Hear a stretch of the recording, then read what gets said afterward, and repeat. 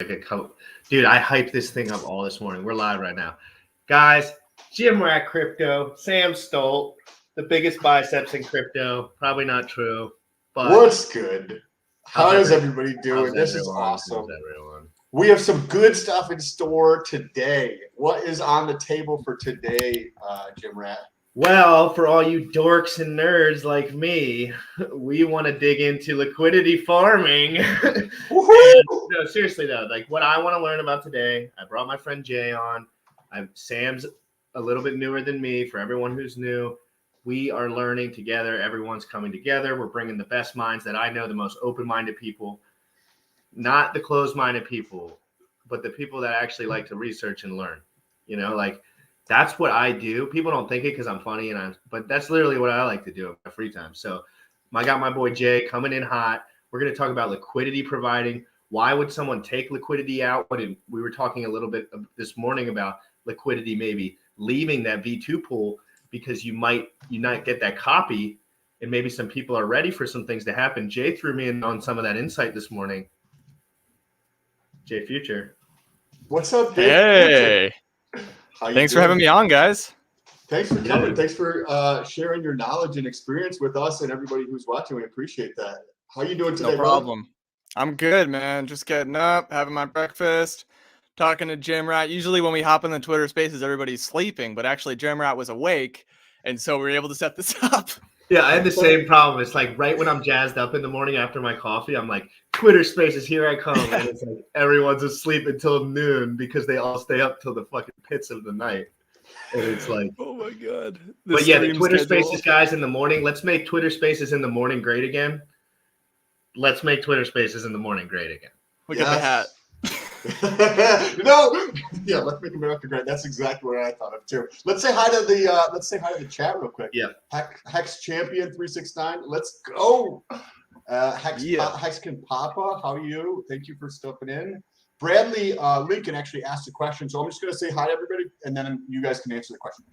Bradley asked, there's the question. We'll get to that in a second. Crypto Sloth, hey, what's up, brother? Thanks for stopping in. And Hexander, what's up, freak? Crypto Sloth took care of it. Any questions like that, my boys are quick onto them, but in my opinion, sell the Hex to ETH the Coinbase, Gemini, etc. If you're in the United States. Don't sell your Hex.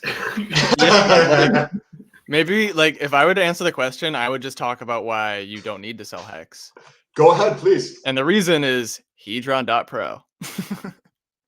If I answer in one word, in one URL, the answer is Hedron.pro. That's the TLDR. The long answer is that, so Hex. So Hex is a Hex contract. There's Hex tokens, and there are Hex shares. Okay? So you get your tokens. That's what you buy on you. That's what you're talking about selling, right? You buy your tokens on Uniswap or wherever in DeFi, and then you burn the tokens to get the shares. It's all about the shares, guys.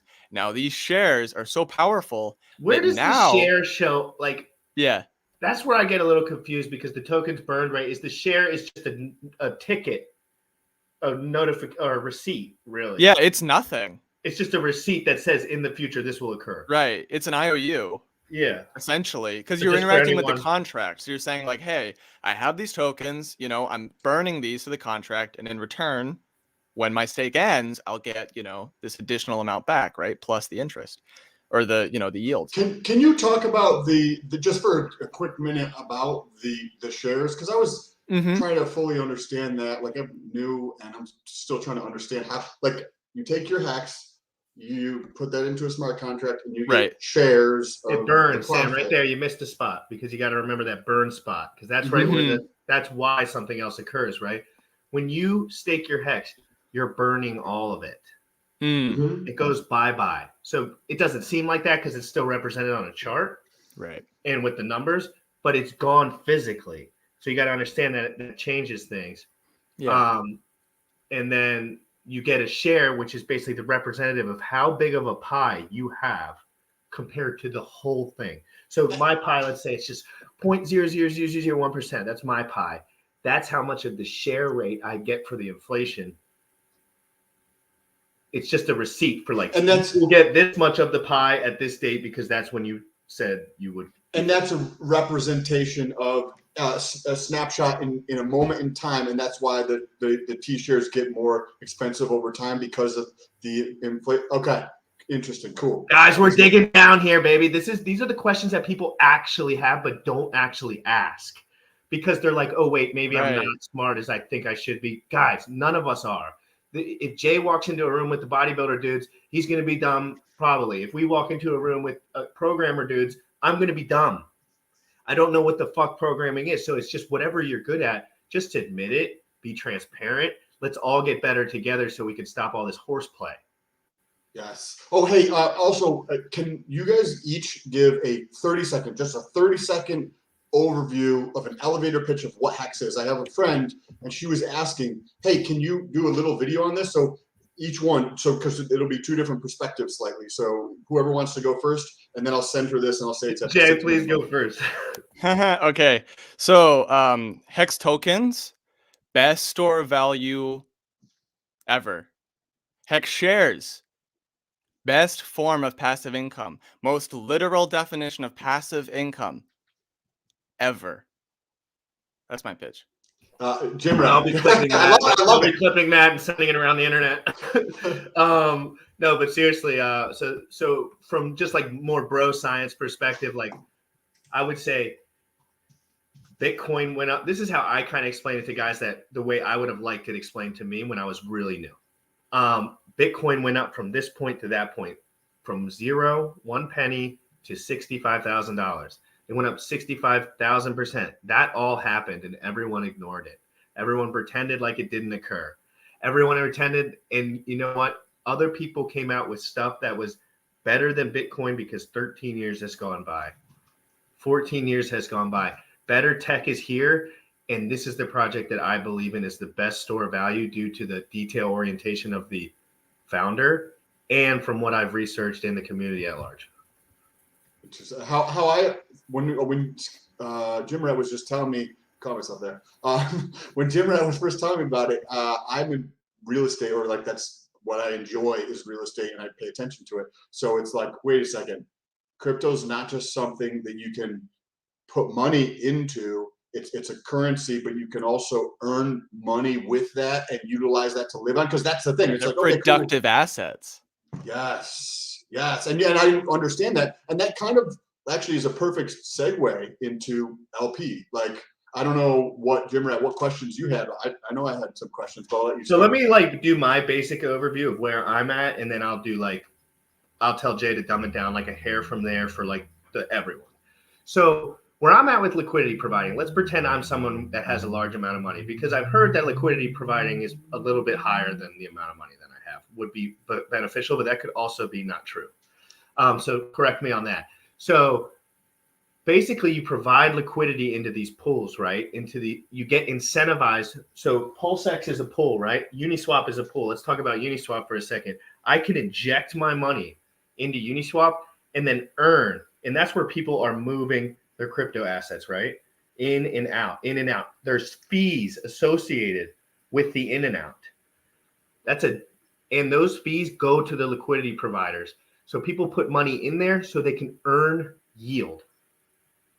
But I don't know the exact metrics of the yield earning. Yeah, well, okay. So first of all, like, what is liquidity providing? Okay, so and why is this so important to Hex? Because it's not actually it's not equally important to like every crypto, right? It's very important to us though. It's very important to Hexicans. Here's why.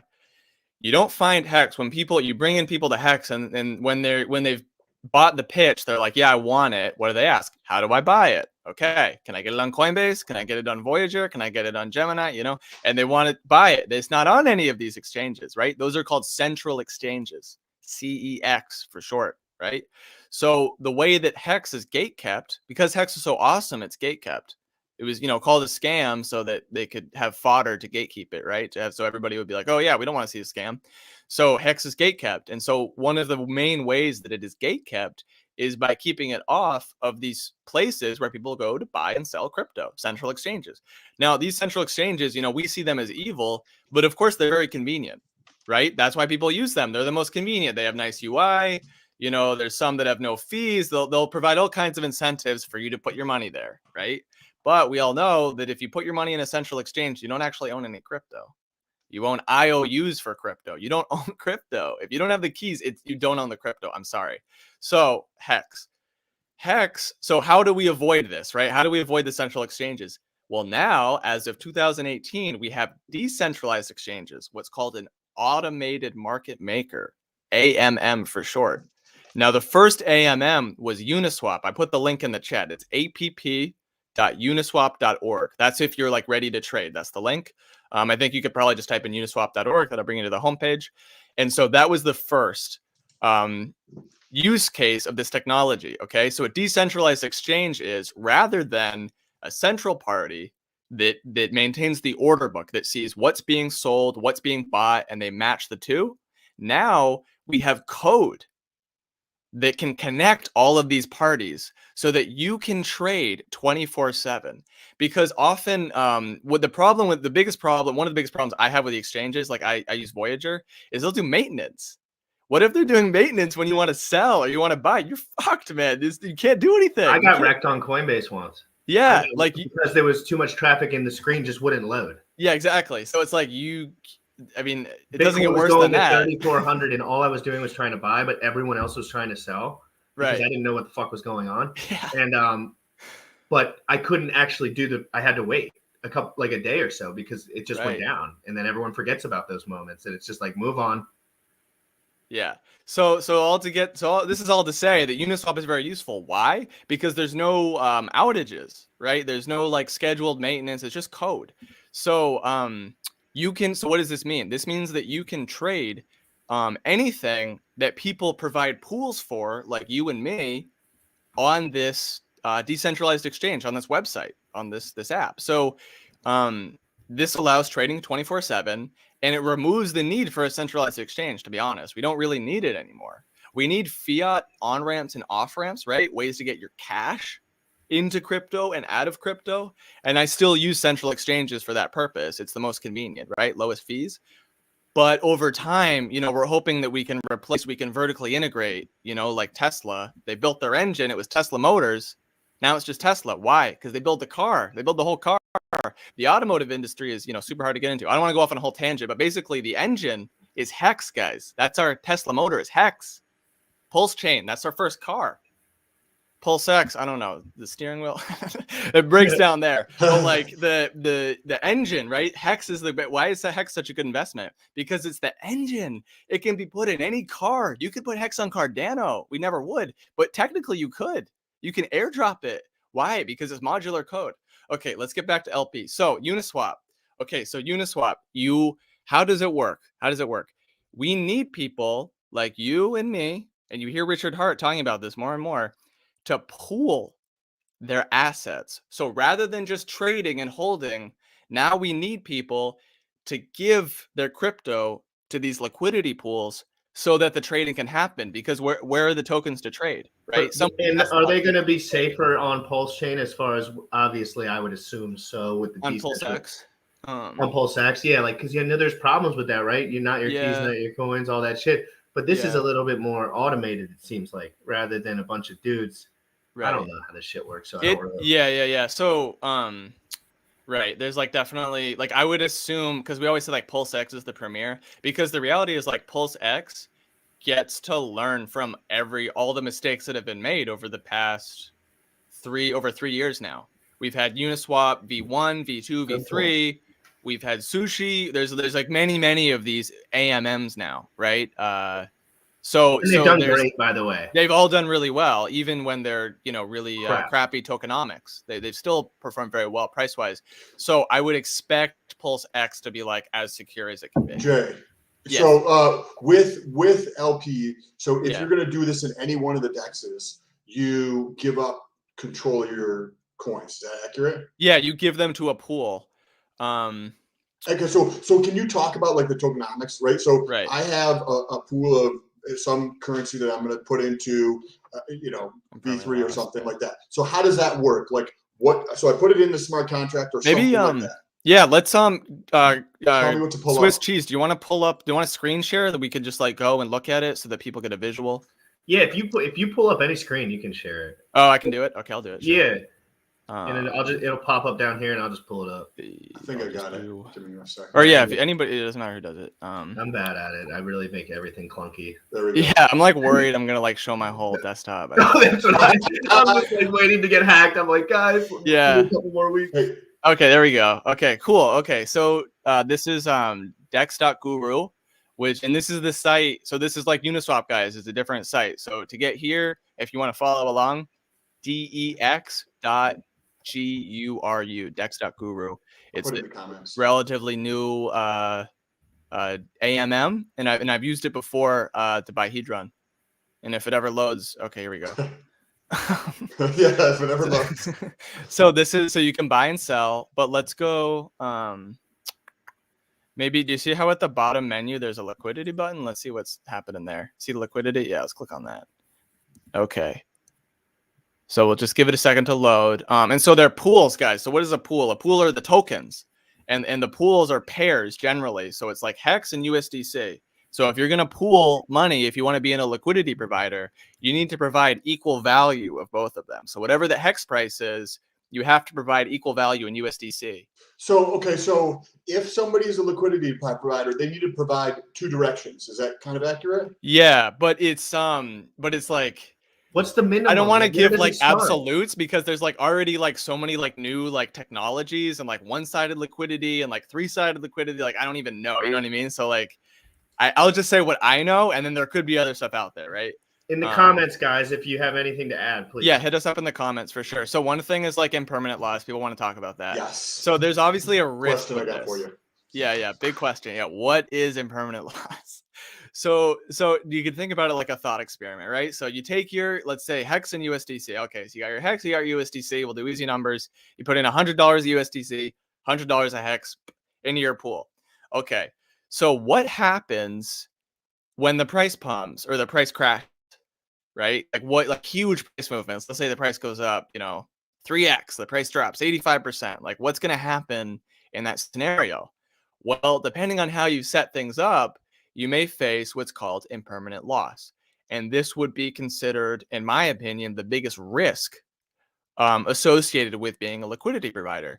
And this is the reason why I would never put, 100% of anything, of any bag into liquidity providing. Why? Because you don't get, you want the price appreciation, you want to diversify. So in my mind, when you're growing your wealth, you don't need to worry so much about this kind of stuff.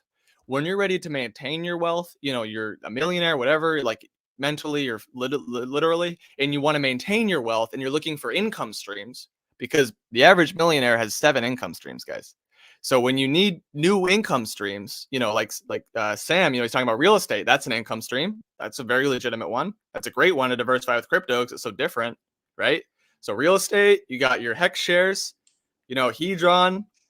Now you could also be an LP. And the cool thing about this is you're helping our ecosystem because we're not on central exchanges. So we need these pools. If we don't have these pools, I don't know how you're going to get Hex. It's going to be very difficult. So it's almost like, I almost see it a little altruistically. I mean, you are paid to be an LP. So what's the incentive? There's a risk for the impermanent loss. And the impermanent loss is that you could lose tokens. So in this example, you have 100 USDC, you got $100 worth of Hex. Now, let's say the price falls of Hex. Let's say it goes down 85% from whatever price points you set. Okay. So that means that people are selling Hex and they're taking USDC, right? The amount of Hex in the pool is growing because people are selling into it. They're giving you the Hex and they're taking out the USDC. So is this, and I'm sorry to interrupt, is this, no problem. I'll probably continue to do this. No worries. You get a pool, right? You got a fiat, like $100 value Not fiat. each one. Well, I mean, just in terms of like how to think about it, like $100. Sure. Yeah, the value. Sure. Okay. Yeah. But it's USDC and it's Hex, right? There's like 300 Hex or whatever, and 100. Okay. So when the price is going up, you could lose Hex. When the price is going down, is it possible to actually increase the tokens of Hex? That's exactly what would happen. So it's a lopsided whatever distribution. It's not like you know what I mean. It's not symmetrical when you start here. Yeah. So the loss refers to one of the sides. You lose one of the sides. So if the price drops of Hex, you're going to gain Hex. You're going to lose the USDC. And so one thing that I don't understand, I'll be honest, I don't understand that I want like an even higher level expert than me here, is because on a Richard Hart stream, he was talking about the fact that something about how like if you were to pair assets that appreciate together, then you still get the price appreciation. Because my understanding of LP is like you don't really get price appreciation. Like you Well, forego that, right? Like the What- price appreciating of Hex, you're not really gaining. You're choosing to be LP, like you're getting the fees. So the big incentive. So if the worst thing about LP is the permanent loss, the best thing are the fees. It's an income stream. So every time people trade in Uniswap, if you go to trade, if we were to do a trade right now, oh happy St. Patrick's Day by the way. Maybe I should go get a beer. No. So I so fuck. If you guys help me out, what was I just talking about? If you you were just on fire, and you're talking about the comment.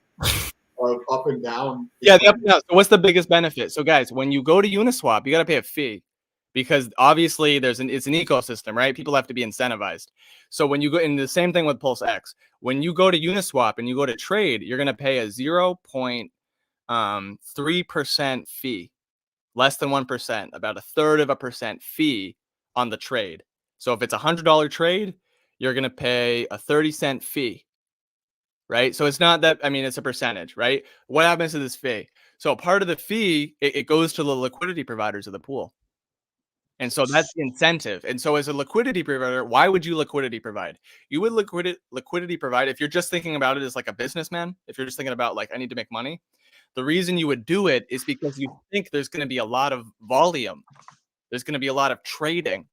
It doesn't matter which way it goes, selling, buying, you're making money on the volume.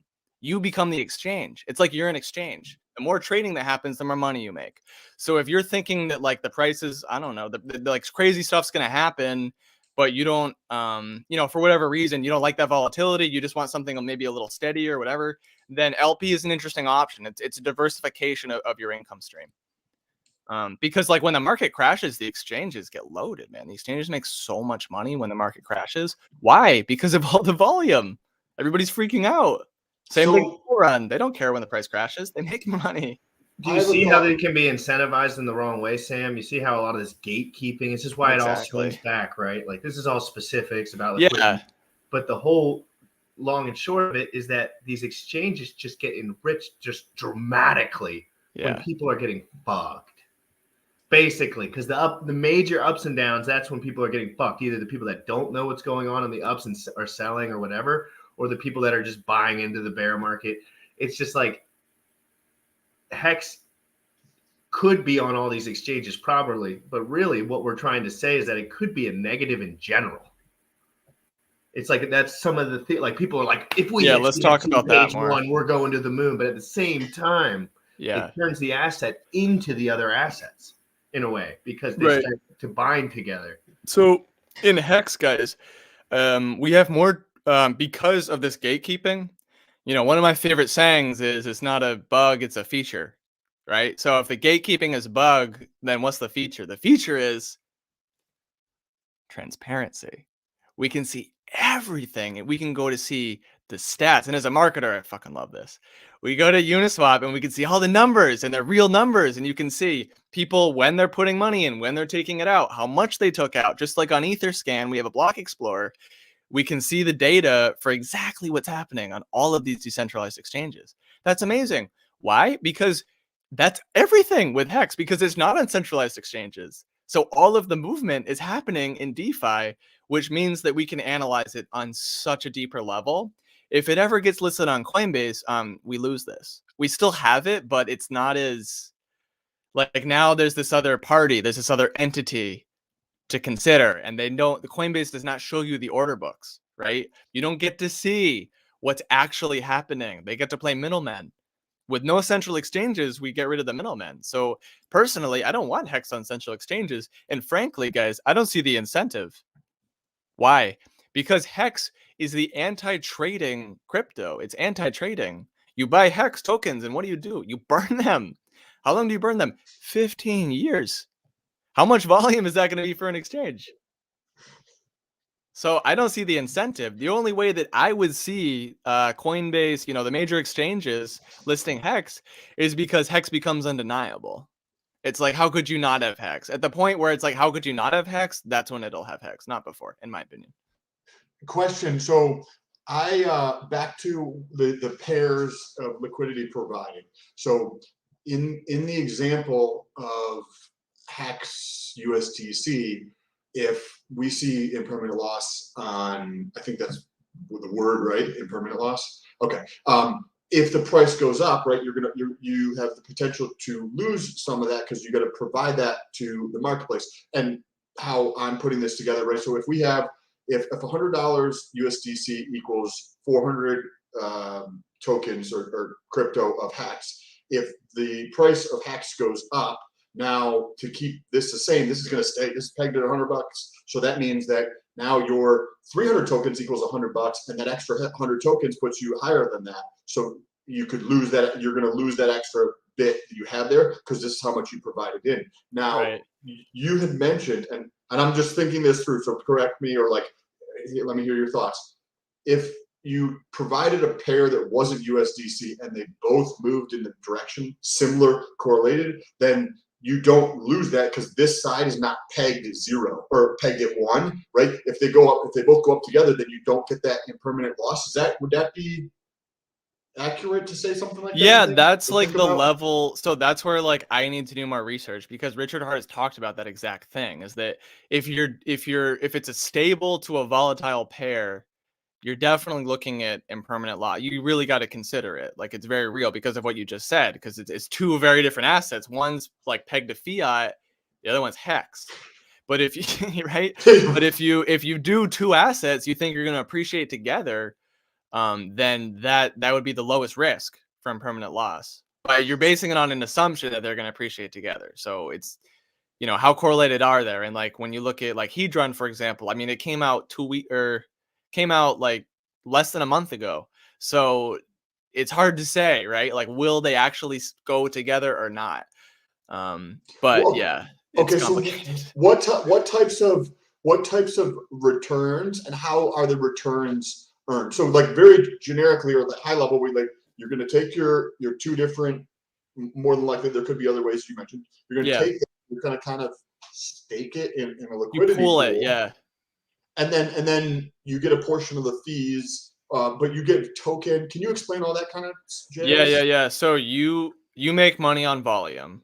So when the price action is boring, if it's just going sideways and people aren't trading, you're not making anything. Like, you need volume to make money. So it's a way to make money off like a different part of the ecosystem. If that makes sense. It's like, well, now like I want to be an exchange. Like, I've been making money off price appreciation. Now I want to be an exchange. Okay, so now I'm a liquidity provider. And it's more difficult. But yeah, so when you break down the numbers, and I know people do, they just say, what about staking? Why wouldn't you just be staking? Who would earn more money? The Hex staker that stakes all their money for this amount of time, or the guy who provides liquidity?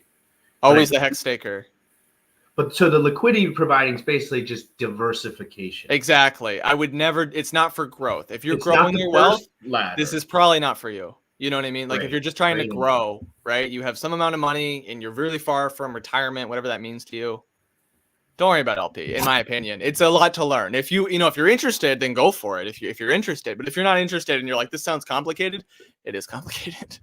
Like, I'm not gonna lie. Do you get a token and then you earn like USDC or something, or do you earn more token and then have to sell it? Well, so there's all different like structures, right? And that's why you have like the cake token. Like, the cake token on PancakeSwap is like extra incentive, and so that's the whole thing. Is it's like you get you can like get multiple. You can get paid like multiple ways. You can get paid with an incentive token. That's like what PancakeSwap does, and that's what Richard Hart wants to do with Pulse X. I think the way it works is you'll get paid like whatever. It depends on like what you pool, the tokens you pool, and then you'll also get like an incentive token. So it's a way to sort of to vampire. The vampire attack thing is really real, and it's an important thing to understand. Vampire attack. Can you explain that? Yeah. So it's already happened, and you can read about this history. It's very interesting to read about. Sushi Swap, vampire attack Uniswap. And there's well-written articles that explain what happened here. And so basically you're taking something that works, right? Uniswap, it was the first AMM. It has a great ecosystem. It has all this money in it locked into pools. And you can actually see the exact dollar amount, right? Because of those analytics. And you can see, I'm sorry, I got a little lost again. I need to like not see the comments fuck with me for some reason. If I'm like looking at the camera and I see a comment, I can't help but reading the comment. Absolutely dominating. I'm just like, I just need to hold my hand. You're crushing it, dude. Jay, really this is very I'm like literally like writing shit down the whole time. I have additional questions that we're going to be getting into. Yeah, no, hit me. Hit him. So AMM is just the the vampire attack. We're talking about the vampire attack. So, yes, back to the vampire attack. So what happened? Okay, so the vampire attack's this. There's awesome stuff happening, and then we have a new thing, a competitor that like steals, if you want to say steal, copies the code. Not everybody considers it stealing. You copy as much of the code as you want. You build your own thing. It's Uniswap. It's forked, right? So it's Uniswap. But boom, I put a picture of a sushi on it. I call it Sushi Swap. It's its own thing. I mean, it's basically Uniswap, but it's a new thing, Sushi Swap. And then what do? They provide all these incentives so that the people that were making money on Uniswap can now make more money on Sushi Swap. Most importantly, they can make the money more. They can make the most money today. So they set it up so it's like, if you move right now, it's just like the phone companies where it's like, if you switch to, our phone company will give you, that's ridiculous. They're like, we'll give you 3 free phones. It's like, it makes no fucking sense because they're looking for lifetime customer value, right? Because they know if you switch your phones, then you could end up their customer forever.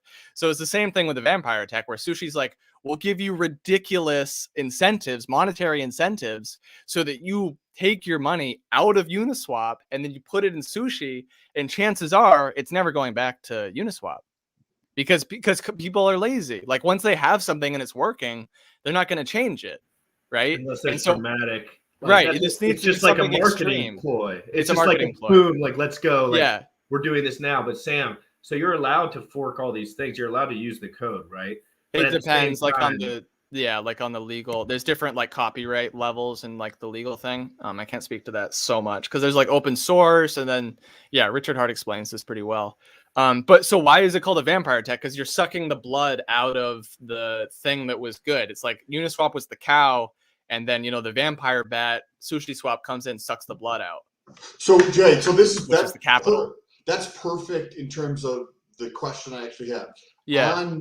I think it's Pulse X. They talk about using an AMM bot to basically steal liquidity from other places or something. And I don't fully understand that. Right. Honestly haven't read their white paper yet. So what is this AMM bot? AMM bot, automatic market maker bot. Okay, so all right, so what is Pulse Chain? And this is the way I like to explain it. Okay, so Ethereum is a token, right? But it's also a protocol. It's also a network.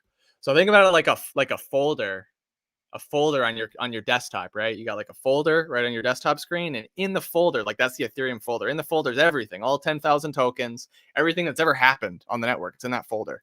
Okay, what is Pulse Chain? Pulse Chain is we plugged in a hard drive, we drag the folder to the hard drive, and it copies it.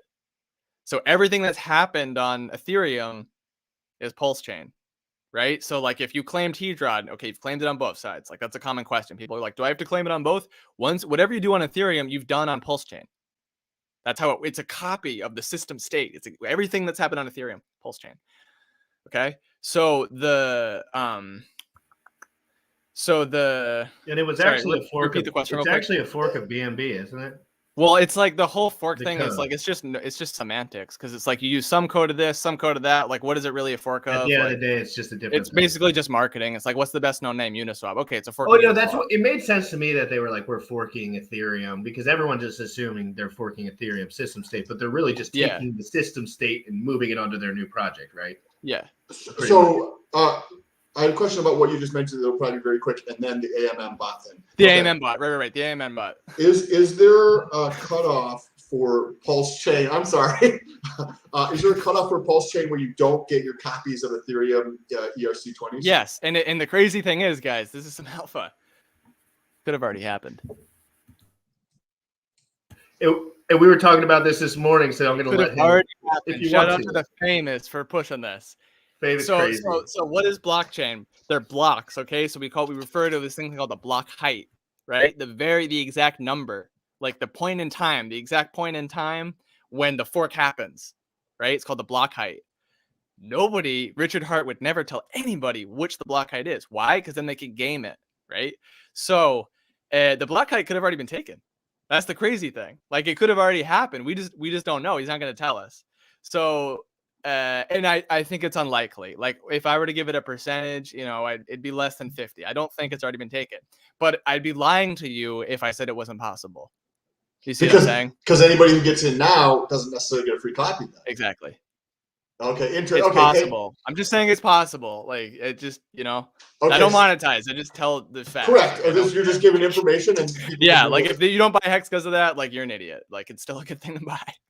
Okay, so back to the AMM bot for yeah. So what does the AMM bot do? Okay, so the AMM bot. Okay, so we copy the system state. So that copies the system state. So that includes these AMMs.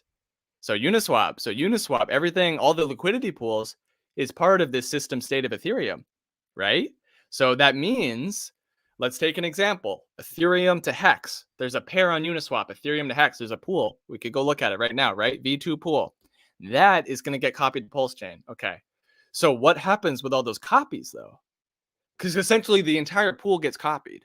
So let's say, again, easy numbers. Let's say it's 100 ETH and 1,000 Hex. Right? It's not the right ratio, but just for easy numbers. So 100 ETH and 1,000 Hex. Okay, so now, once the Pulse Chain fork happens, we now have 100 Pulse that replaces the ETH, and we have 1,000 P Hex. It'll be Hex, but we'll call it P Hex. What happens to these copies? The AMM bot harvests them. Now, how does that work? I don't know, man. Like that's why they pay the developers $200K a year. I don't know how it works, but somehow they go and the word he uses is harvest. They harvest the copies. So they're making it so that like all these liquidity pools, they're taking the liquidity, all the Pulse copies of the liquidity, and they're bringing it to Pulse X to make Pulse X the most liquid place to trade on Pulse Chain. Like necessarily, because they can do all of this that I just described yesterday. So like it could have happened yesterday. That's the crazy thing. It's like it's too late if you're an LP. It could be too late. This could be, and I'm just thinking of this as you're speaking. If you have, if you think of like an AMM bot as it's harvesting from Sushi and Uniswap and this all is the first ever AMM bot, I think, by the way. So like, we're defining it. Because what you're, man. So I did some of my own research on a macro sense of like what are people like paying attention to? So I look at like YouTube's search volume, Google search volume, the website ranking of Pulse X versus Pulse Chain. I just did a video this morning and I can pull up the data on it. But basically the Telegram following, the number of Twitter followers per day, the size of their Twitter, how many people are watching like over the last 30 days on YouTube, right? We want to understand like the market, like what is going on and like the number of people, but what, and Pulse X has been winning, which if I asked you that, I would like, what do you think is more popular, Pulse X or Pulse Chain? You'd be like, Pulse Chain for fucking definitely. Sure. Yeah. But that's not what's playing out in the data. And what you're saying, and I don't know if the essence of if I'm understanding this correctly. Yeah.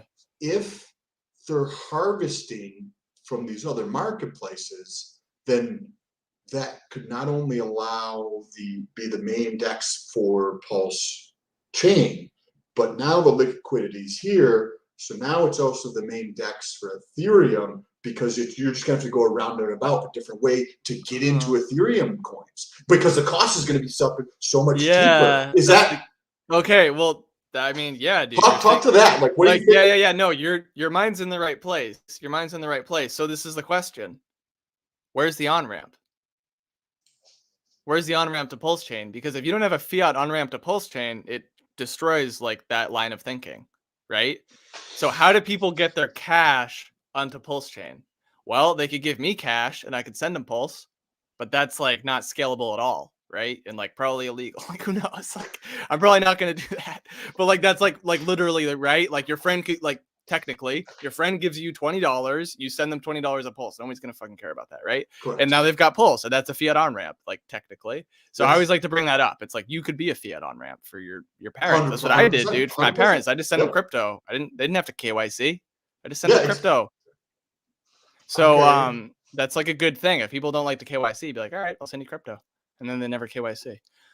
What's KYC? Know your customer. So that's what, like, when you sign up for a centralized exchange, another reason why we don't like them, you got to give them all your details, dude. You give them your social, you give them your fucking passport. They know you. And then as soon as you do any transactions from that centralized exchange, they got you. They know now that this DeFi address is yours or your friends, right? They know there's like a connection.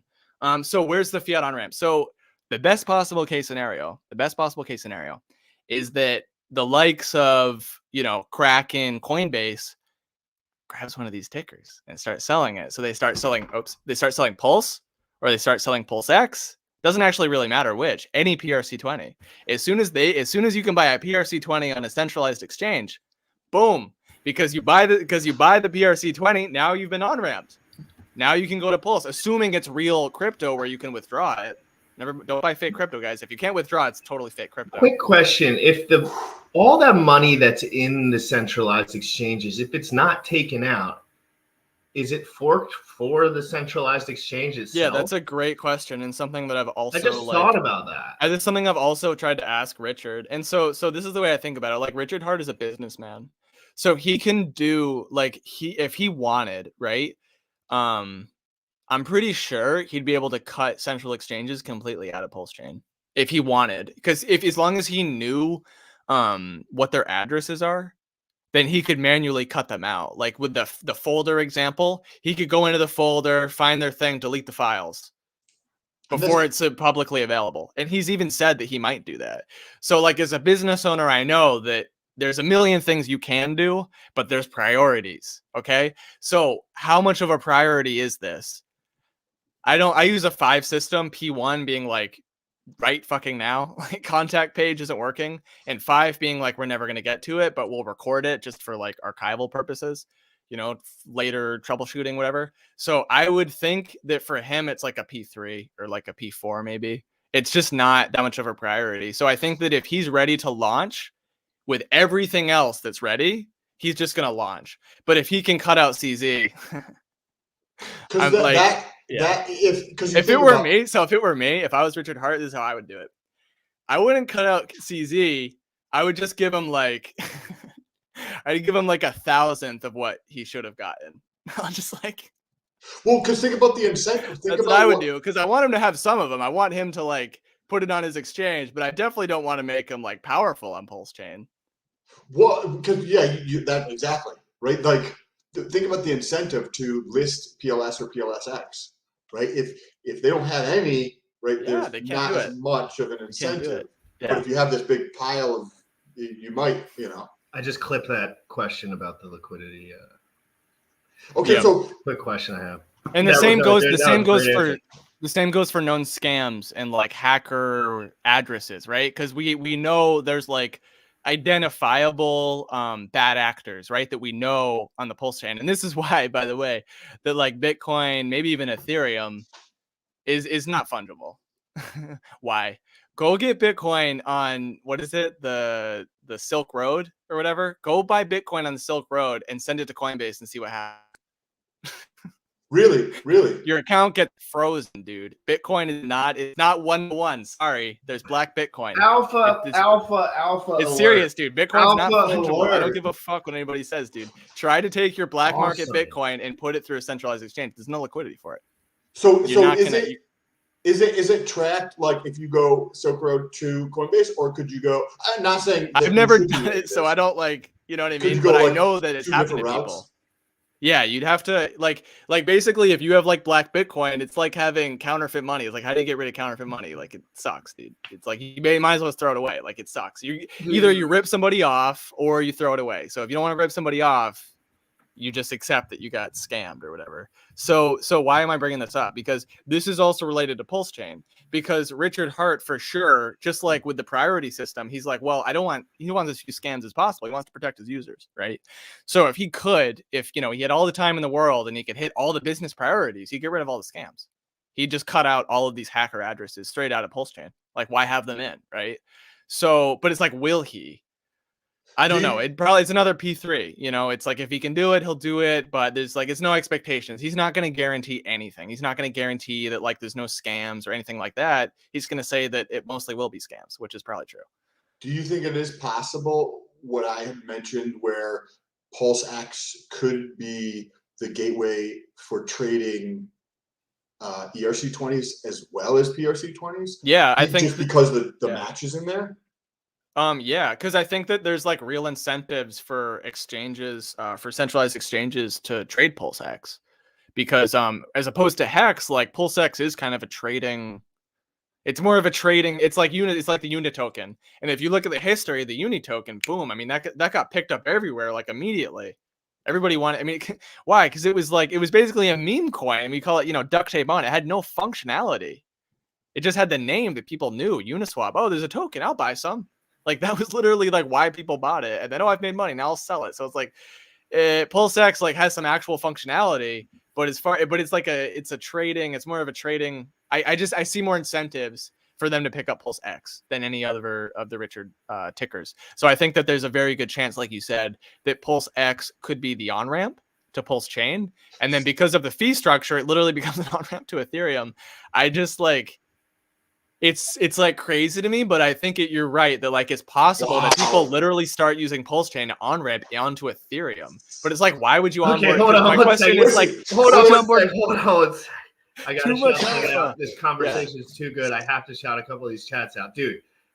My mind is bending. I wrote in the tweet for this. I said mind-bending conversation incoming, and I didn't know it was actually incoming. I just was saying that to be witty, but. I want to say, Maddie Crypto says, I'm coming on the show in an hour. Let's give away some Hedron. I guess Maddie's coming on to give away some. Guys, we have fun on this show. Hey, Jay Future. I saw a little bit of line action. Dude, I saw some lines right there. Let's see some guns. Let's go, Jay Future. He's under 10% body fat club, it might look like. Let's go. We're giving away Hedron. I'm going to let Sam ask another question in 1 second. Sam, your questions have been incredible. J Money, your answers have been open-minded and incredible. And we're all learning together, guys. Maddie Crypto's coming on the show, and we're giving away Hedron. I'll give away Hedron too. Fuck it. Guys, we're giving away some Hedron in about an hour and a half. We're going to continue with the mind-bending conversation because Sam only has a short amount of time, and we're learning as much as we possibly can. And Swissy, right? That's you. Thank you for putting this together. Thank you for connecting us and bringing Jay on and bringing myself on. Like this wouldn't be possible if you weren't putting all this together. So acknowledge that and appreciate that. Yeah, appreciate that, brother. So Jay Future, because I just asked you lots of questions, like because I want to learn, I want to grow. But to kind of recap what we were just talking about, because Jim Rant and I had talked about this maybe a little bit over the last 2 days, where I'm looking at this macro data, like where are people actually like interested in by their time, right? Because if I tell you like, oh, I'm interested in XYZ, but then you like watch what I do throughout the day, and you're like, oh, that's not at all what Sam does. He just told me he's doing that, but it's not at all. That's how I think about Google search volume, YouTube search volume, traffic on website, the watch time on YouTube, people making videos, and PulseX is more popular. This theory would back that up, why PulseX is more popular, because of what you're just talking about. Mm-hmm. That could be... It's more mainstream. It's not a Hex logo. Do you think that was a coincidence, guys? It was not a fucking coincidence. They didn't want to put it in a hexagon. We're trying to go mainstream. We're trying to get accepted so that we can... it's like we're suppressed. We're trying every trick we can. We're like, here's a new logo. It's not a freaking hexagon. Please list us. Dick Future, you're a marketer, man. You're a marketer. It's all over your speech that you're a marketer, right? The way you talk and the way I'm the same way. Hex in marketing and what I've learned from Richard Hart, all of this stuff is so exciting to me. Like even the suppression makes it more exciting because you learn harder. You just learn harder. You're just like, oh, this is what it's like to be censored, suppressed, and have a product that is breaking through all of that and dominating the rest of the cryptocurrencies. Guys, that is what we're talking about here. If you're new, if you have no idea what we're talking about the greatest financial assets that have ever existed. So stick around, my guys. So, okay, I'm going to ask another question to Jay here. How, and I haven't read the white paper, it's on my list of things to do to read the white paper for PulseX. How does somebody provide liquidity to PulseX, and what are the incentives behind that? Yeah, great question. The incentive mainly comes from the fact that for once as an LP, half of your pool, half of the assets you pool, you got for free. That's never happened before. That's like the whole selling piece. It's like you always, in our example, 100, you got to fork over 100 USDC, $100, and then you got to fork over $100 worth of Hex, $200. Now you only need $100, half off. It's fucking amazing. Wow. Yeah, it's fucking amazing. It's like it's the most profitable liquidity providing ever, because nobody's ever done it like this. This could be that vampire swap 2.0. Exactly. Like calling it a vampire attack, I think is accurate. Because what you just described, right? I have a lot, just hypothetically, right? Somebody has a lot of money. And I also wanted to ask you about the lot of money piece of it, because I think you or Jim Rat had mentioned something. I think that's like a kind of common, like right under the surface sentiment that no one actually explains out enough, that like only whales can provide liquidity. And I've kind of stuck with that. It's just such a personal thing. And it's like because of like the legal, because of legal framework, we're all afraid, to be financial advisors, right? We always have to say it's not financial advice. And like, this is really getting it to the heart of like, what's financial advice? Like what's enough money? But nobody, cause like guys, like, and this deep down, nobody can answer that but you, right? Nobody can answer that for you. It's an easy Nobody answer. knows your family, like what you're trying to get out of life. Like personally, I was able to retire early. Why? Because I'm a minimalist. I like to rock climb in the third world. Like I do not spend much money. I don't care. You know what I mean? I'm not interested in cars. I'm not like all the money I spent, guys, before I got into crypto was on fucking flights. Like I'm not even kidding.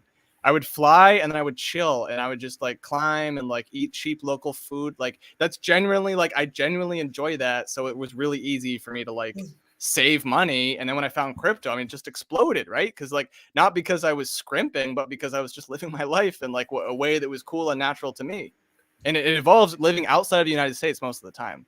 But that's what I like. Share that rock climbing thing? I rock climb too. Yeah. So I have one of my like early like entrepreneurship projects when I first graduated college is I wrote my own little climbing blog. So it's called Climb Scout. Hold on. Is this still a thing? Yeah. I like, yeah, it's still a thing. Climb Scout. So CLIMBSCOUT, climbscout.com. My best friend in the whole wide world is like an incredible climber, and he goes all around the country. I mostly wrote about climbing in Asia. I've climbed on like 5 continents, but I just wrote, or not 5. I've climbed on like 4 continents, but I've Say future, everybody. I mean, come on. I just love climbing so much, dude. Because it's like you go outside. I'm scared, dude. I got spooked. I fell really bad on lead climbing, and I've been spooked ever since. But like, I'm one of those guys that what? Did you get hurt? Yeah, I broke my foot real bad. But I hadn't climbed. You were outside? Oh yeah, dude. I was outside 120 feet up. Yeah. I was. And it was my fault. It was an easy ass climb too. Like it was one that you always get. So that's the crazy thing about climbing. It's like, well, I don't want to make extreme about climbing, but the easier the climb, actually, the more dangerous it is. Why? Like easier, like the grade, because climbs get grades. That's how you know like how hard it's going to be. And grades are not equal, by the way. So I'm getting heart palpitations. Sometimes you go on a climb and it's not the fucking grade you thought. Well, if you don't know where you're at, a V1. Last thing I'm fucking saying about this, but like, I know there's a term sandbagging. But a V1 in Joshua Tree, I don't know a person that could do it other than like a few of my buddies that do it constantly. Like, dude, I'll take that challenge. That's a good but I know, but like, dude, in Joshua Tree, a V0, V1, that's like what normal climbers do. V2, it's like if you haven't been out there for like 1,000 hours, you can't even get started because the rock is so different. We should go there, J Future. Yeah, I'm gonna go. I actually have a trip plan there. You guys go climbing about it. You guys go climbing. I'm gonna bring my drone and I'll get photos. That'd be perfect. Oh, that'd be sick content. We could just make it a whole social media thing where we like learn how to like make different kind of videos. Yes, that'd be awesome. J Future, you need to be making more content. I know, dude. I know. I don't know what your like life is like. Obviously, some people have a. Like, I know. I need to make more content. I know everybody wants content.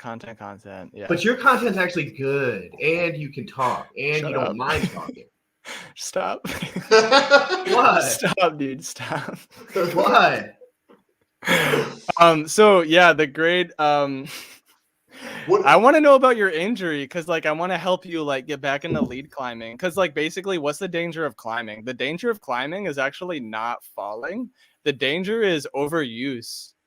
Like that's the real danger. Like I've never been injured. I've fallen like a million times, obviously. That's how you know you're trying hard. So I've fallen a bunch of times. I've never been injured falling, but I've been injured rock climbing. How?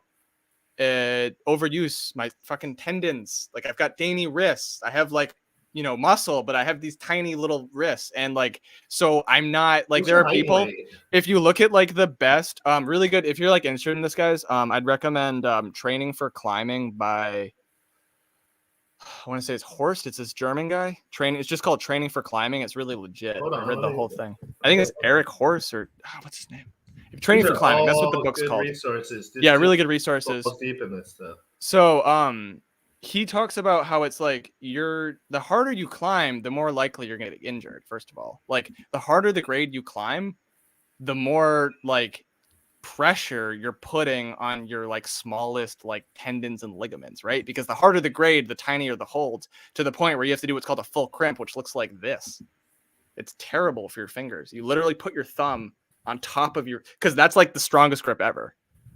If you'll notice, if you go to climb something and like that's what you'll do naturally. Like I've seen like, especially women or something seem to be more in tune with this. Like when they're going to grab, like I've brought a lot of people climbing like for the first time ever, and they'll just like naturally kind of know to just like do that. The problem is it's terrible for your fingers to do that. Like if you do that on a little hold, you're damaging your ligaments if you do that. So we always talk about an open grip. So it's like, I always grab like this. I'll grab it in like the least injurious way. And then this is a half crimp when it's, when you like do like a 90-degree angle, there's like a half crimp, and then this is the full crimp. Are you still going hard? So that's the thing is like, because I read the book, I'm like, I don't need to go hard. It's like, I don't like getting injured. So dude, I climb pretty hard. Way, right? When you get to that age, you're like, yeah, I can't go harder. Cause I'm like, I'm in that age where I'm like, I could still go hard. But this is the thing though. Did you know that like the professional climbers, like how old they were when they sent their hardest shit?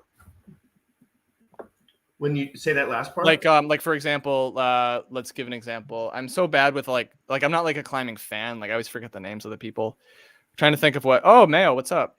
Hey, the guy in the Netflix. Who's the guy? Who's that guy in the Netflix? Schwamos, Chris Schwama, what's up, Mayo? Chris Sharma. One of the strongest climbers you've never heard of. He's American. He lives in Spain. Spain's fucking awesome. So his forearms like are big. Like his natural like physiology is one of the main reasons why he climbs harder than anybody in the world, because he literally like his forearms are built for it. Like for him, like I would do the same thing. I would get injured. I would get tendonitis and he won't. So like, it's true that like physiology does make a difference. Like it's obviously it does, but it's a challenge to yourself. So it's like, I can always that's why I love rock climbing, because no matter how good I get, there's always that next level. Like I'm never going to be professional. So it's like, there's always going to be a challenge, and I love challenges. Guys, real quick, Mayo, I don't know who you are, but we've been in DMing. Who are you and how are you? And your beard is legit. I got the mo going too. I've been trying to grow it a bit. He's an Aussie guy, so be gentle. It's 3 a.m. over there, ain't it? Oh my goodness. 2 here, 2. Yeah. I was close. I'm getting better at that. Yeah, it's 3 in Sydney. They got daylight savings, so yeah. Hell yeah. So, dude, what's up, man? How are you? I heard you are you a fighter? Yes. So I've been out of the game for a couple of years, but yeah, we're getting back into it now with all the stuff going on. Good to meet you guys too. You know, I've obviously seen you around, seen J Future, being in the Twitter spaces with him. Appreciate putting in a lot of work there. It's good. Gym Rat putting the content, Sam jumping on with Gym Rat. It's really good. So some good stuff getting around by all of you. Love it. We like legit stuff here. We just want it to be legit. I just literally just want it to be legit. I don't want anyone to come to this channel and just be like, this is so fluff.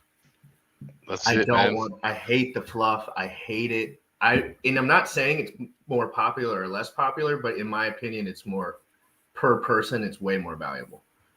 Yeah, man. 100%. I don't want that shit. I want everyone to work together and be a team together. That's what I'm about. Building together.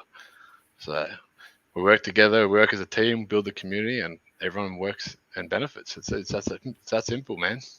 So what's your story with Hex? And just a quick one. Like, when did you get involved? Quick rundown. Bloody hell, the chat's going off.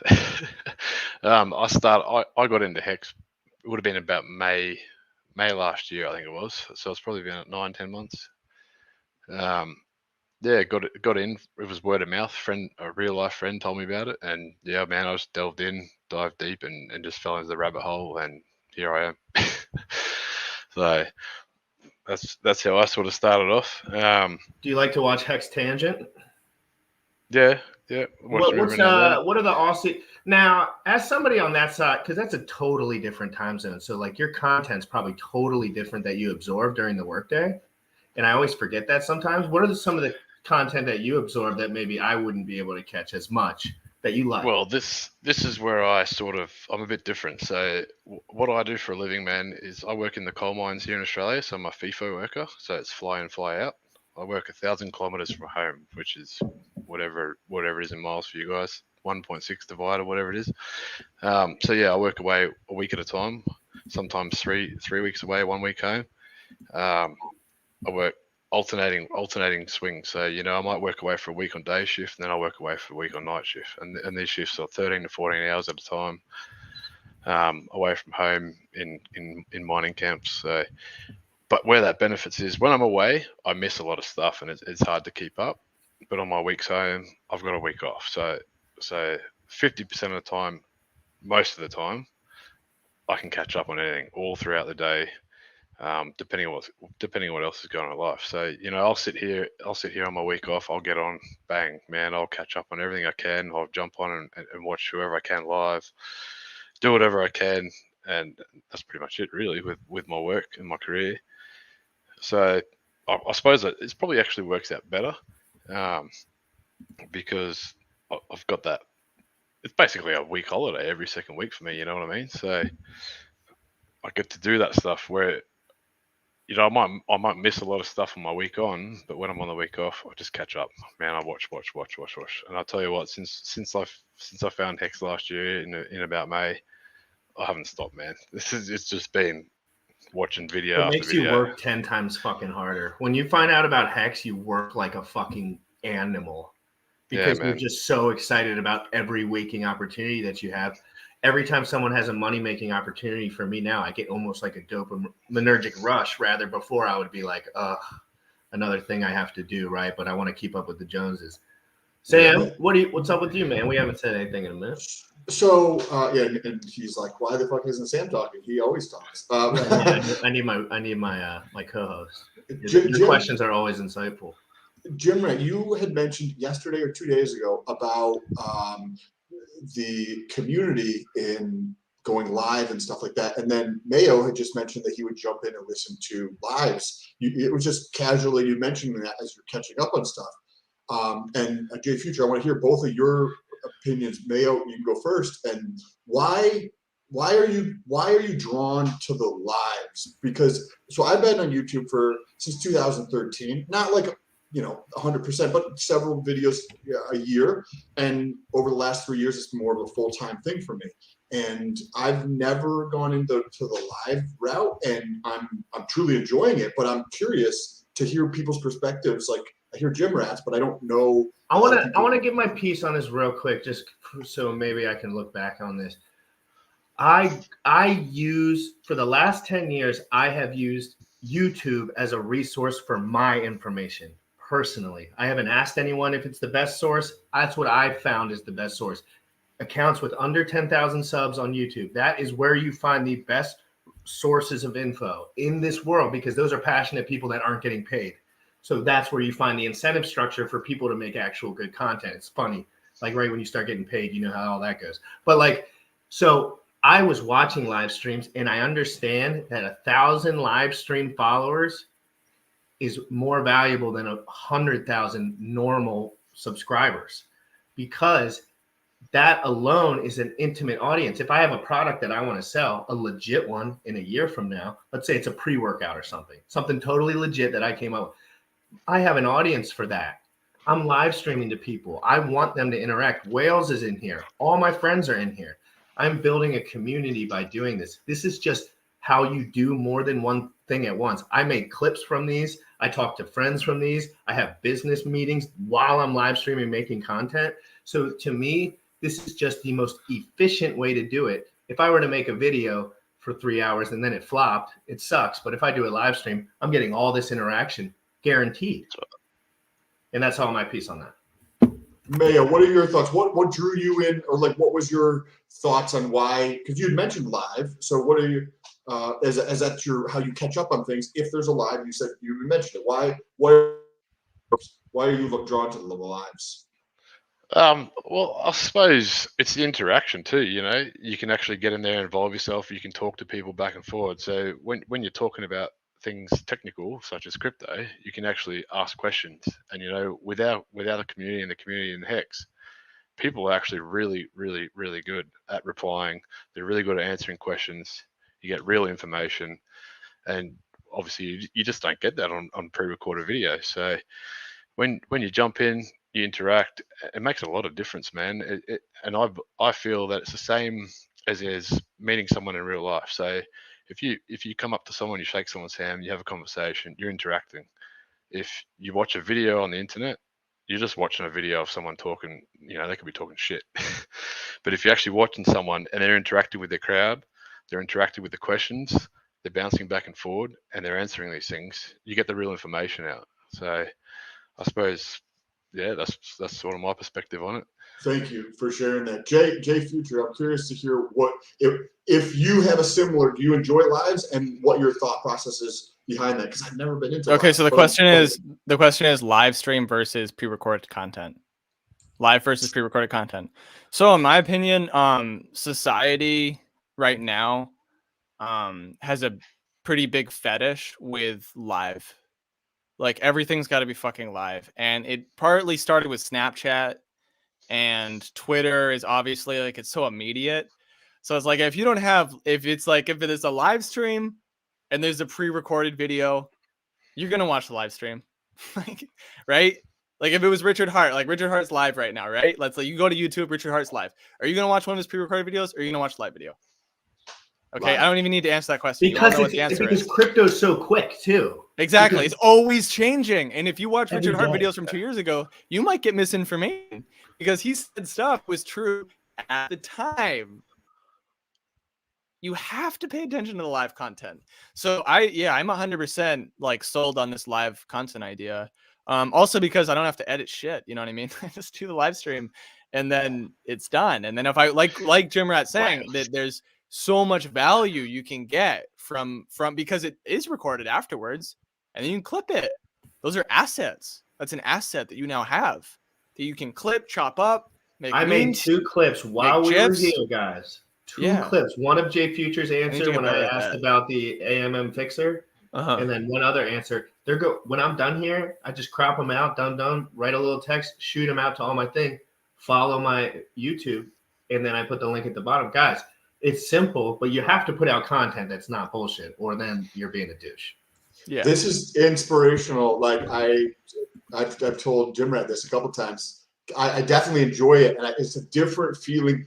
100%. And I have over 5,000 videos online on different places, and it is 100% different than doing a pre-recorded video of it when you go through and you get to interact with people or bring people on like Jay or like Mayo and have that conversation.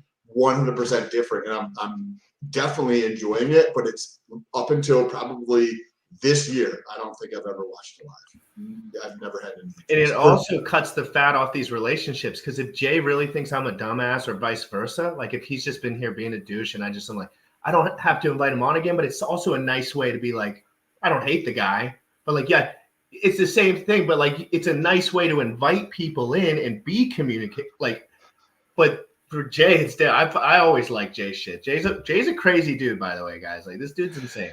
Like, the shit that he says in those Twitter spaces is fucking off the wall.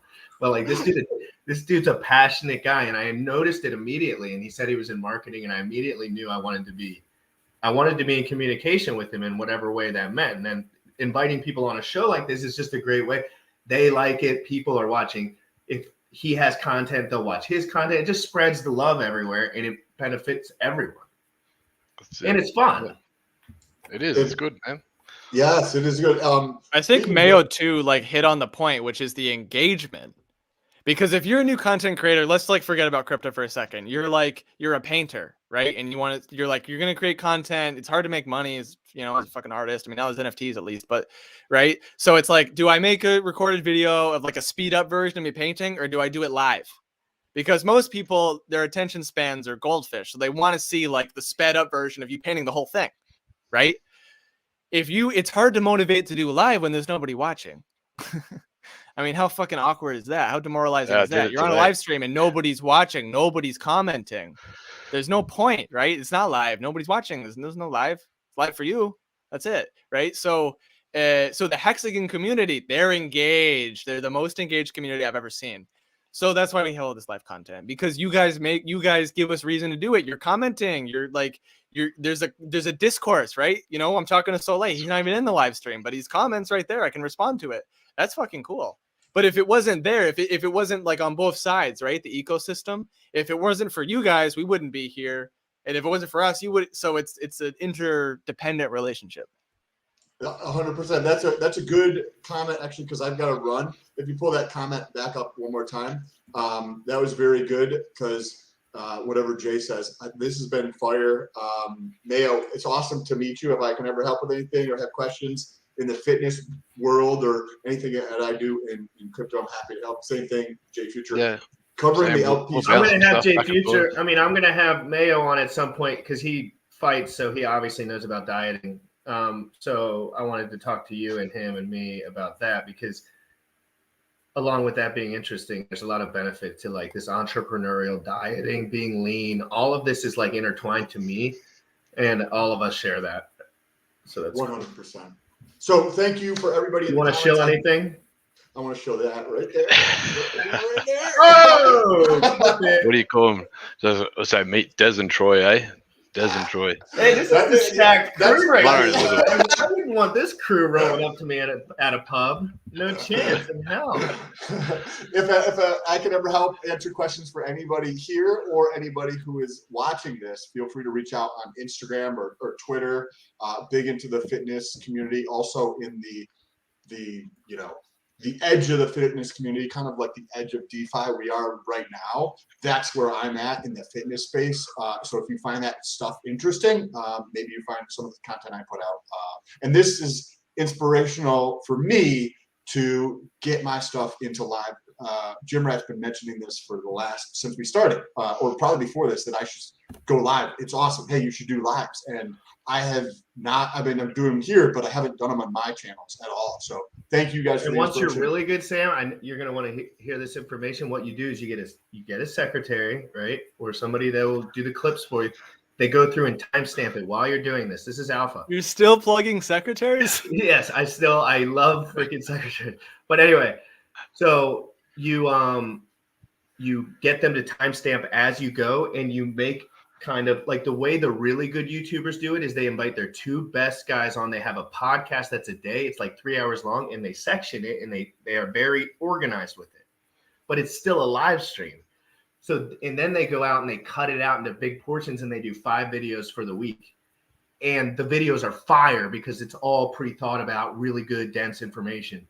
So that's how these guys are putting out mass content. It is only one piece of content. Yeah. It's just cut and spread. That's why I put out content like fucking crazy. Every time I'm with Funding Jim, there's there's a clip about it. Because it's just like it's a free clip. And that's one of the things that was my objectives of like, well, it was objective last year. I increased the quantity of stuff that I put out because you guys right for climbing. Are you going to get better climbing talking about climbing or go to climbing? Right? Are you going to get better fighting is like talking about fighting, or are you going to go get better actually sparring shit? Right? The same thing with going live and stuff. So the quantity of content I put out last year relative to what I'm putting out this year it increased drastically, and I'm better than I was last year, but I'm not even anywhere. I was like, what if I just went live and just lived my life live in some way? Right. You know what I mean? You like already do. You just clip it out, and it's just a little bit right after it occurs. This right? is the way. Like I'm buying a vlog. My next purchase is a vlogging camera. Like I want to show everyone how I live $800 a month. Like I want to show everyone like detail for detail, like what I eat, how many calories, and like how to do it. Also to leverage your bodybuilding. Like you can also be really cheap and leverage bodybuilding. It's really cool. Hell yeah. So I have a question since we're on nutrition for, I guess, all you guys sound like you know more about nutrition than me. Have you guys heard of the blue zones? No. No? No. Dude, there's 5, look this up. There's 5 places in the world. They're called the blue zones, right? Why are they called the blue zones? Because people in these places, and they're all across the world, Okinawa, there's Advent, they're communities, and they're places with communities. These communities, much higher than average percentage of that population lives over 100. That's what defines it, is that they're healthier than any other communities. Why? Just based on life expectancy. So it's Okinawa, the Adventists in California, I believe Sardinia, Italy, Nicoya in the Nicoya Peninsula of Costa Rica, and then the 5th is one in Cali. Yeah, one in Cali. The 5th is an island in Greece. So there are 5 different places in the world: Asia, Europe, Americas.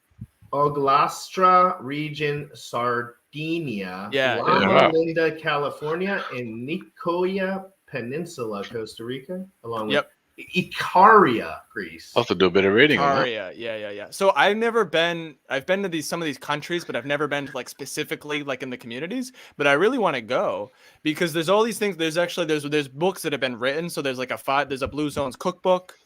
There's research that has been done. I think it's very interesting. And part of it though is what you're talking about, is the lifestyle.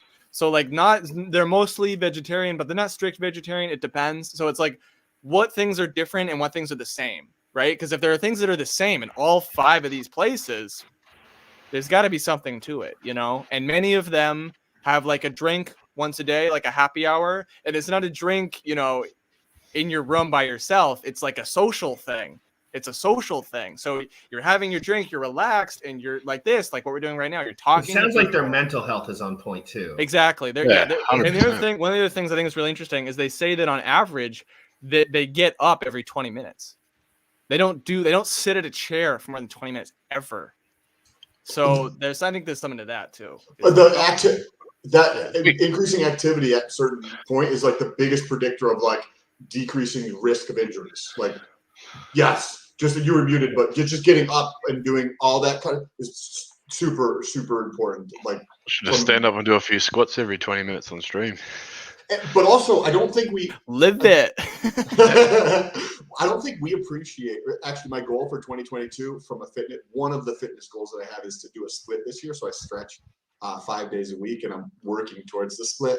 But I think what you mentioned, the mental health thing, it's 100% mental. Like to be active. Oh my God, people have no idea. As a youth, I was chronically ill mentally. There's something wrong with me. I'm not going to lie to anyone. Like my first 15 to 20 years of my life, I was not doing great. I had a decent life. Like I played sports and shit. But compared to now, oh my God. If I knew then that this was even possible to be like 8 hours of sleep a night, decent micronutrient protocol, not overdoing it with work, because I used to overdo it with work too hard. And then I would be waking up at 3, work, gym, and that was a little too much. Now that I quit my job, it's like I'm finally in this place where my mind has room to just do stuff where before I didn't. And grow and all that kind of stuff. Well, thank you guys so much. I appreciate it. Love the conversation. Loved all the info. And I look forward to interacting and communicating with you guys soon. Peace. Awesome, man. Good to meet you, eh? Yeah, so like, and we're doing some Hedron giveaway at some point. Maddie's coming on here and giving away Hedron. I don't know. He just came in here. He's like, I'll be on in an hour. We're giving away Hedron, so we'll see about all that stuff. But in the meantime, do you have any questions, Mayo? Do you have anything you want to say, like in general? No, I mean, I'm curious to find out a bit about you, I guess. I mean, I've seen a bit of your stuff. Yeah. So obviously you're a bit of a gym rat. Yeah. So I'm a gym rat. Yeah. But I mean, to be honest, I'm more in like the J side of things now, where it's more like risk prevention and like longevity related. Yeah. I'm super into longevity. I could talk about longevity like all day, dude. All the martial arts I do is like I've done a lot of martial arts. So like most of what I do now is just longevity. I don't care. I'm not fighting people. Like now you fight people, Mayo, right? Like for real? Yeah. That's what I did do. Yeah. I haven't done it for a couple of years, but yeah, that's back on the cards again now. So you had a career in some way, shape, or form in the MMA world. Was it just mixed martial arts, or did it start with anything else? No, it was Muay Thai. So mainly Muay Thai. Yeah, and then I switched to boxing towards the end. And well, when I say end, it's not ended. I've had an injury, so I've had a few years off. But all this stuff coming up this weekend is driving me back into it. So how can we watch that? All right. So there's I'll give you the link here. So yeah, if you want to put it in the chat there. Here we go. Because I'm a huge MMA fan in general. And I love mixed martial arts. I don't practice anything. I love to watch it. It's the best thing as far as sports to me to watch. Yeah. Everything else is kind of boring. So links in the chat there. You can purchase the stream online. I believe official Pulsification. Yeah. They're gonna do a bit of a live stream party or something as well. So. Yeah, and I would like to do that as well. I mean, I would like to just have it streamed and have people be chilling. I would love to watch that. I mean, if you're actually if you're a Hexican and you are fighting in any bout, I would love to watch it for sure. Well, I'm not actually the one fighting this time.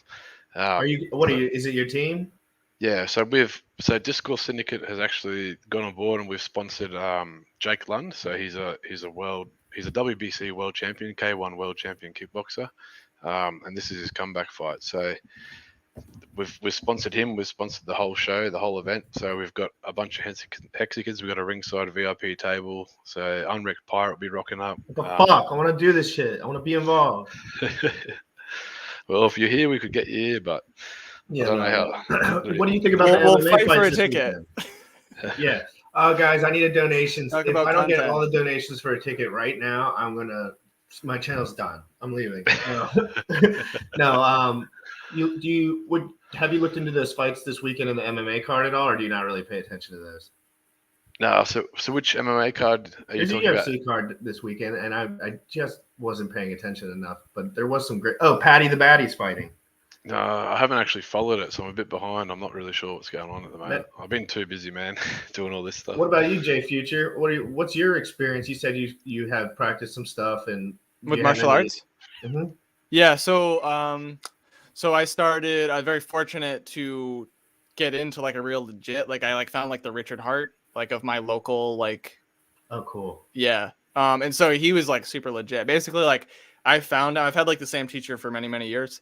And we have a very good relationship. He's kind of like semi-retired now. So he spends like half his time, elsewhere, like in South, and half his time North, that kind of thing. So but basically he has a system. So he had a system which was karate, modern arnis, Tai Chi Chuan, and then Bagua Zhang, and also some like Qigong, which is arguably like not a martial art, but just like longevity, breath work. Qigong.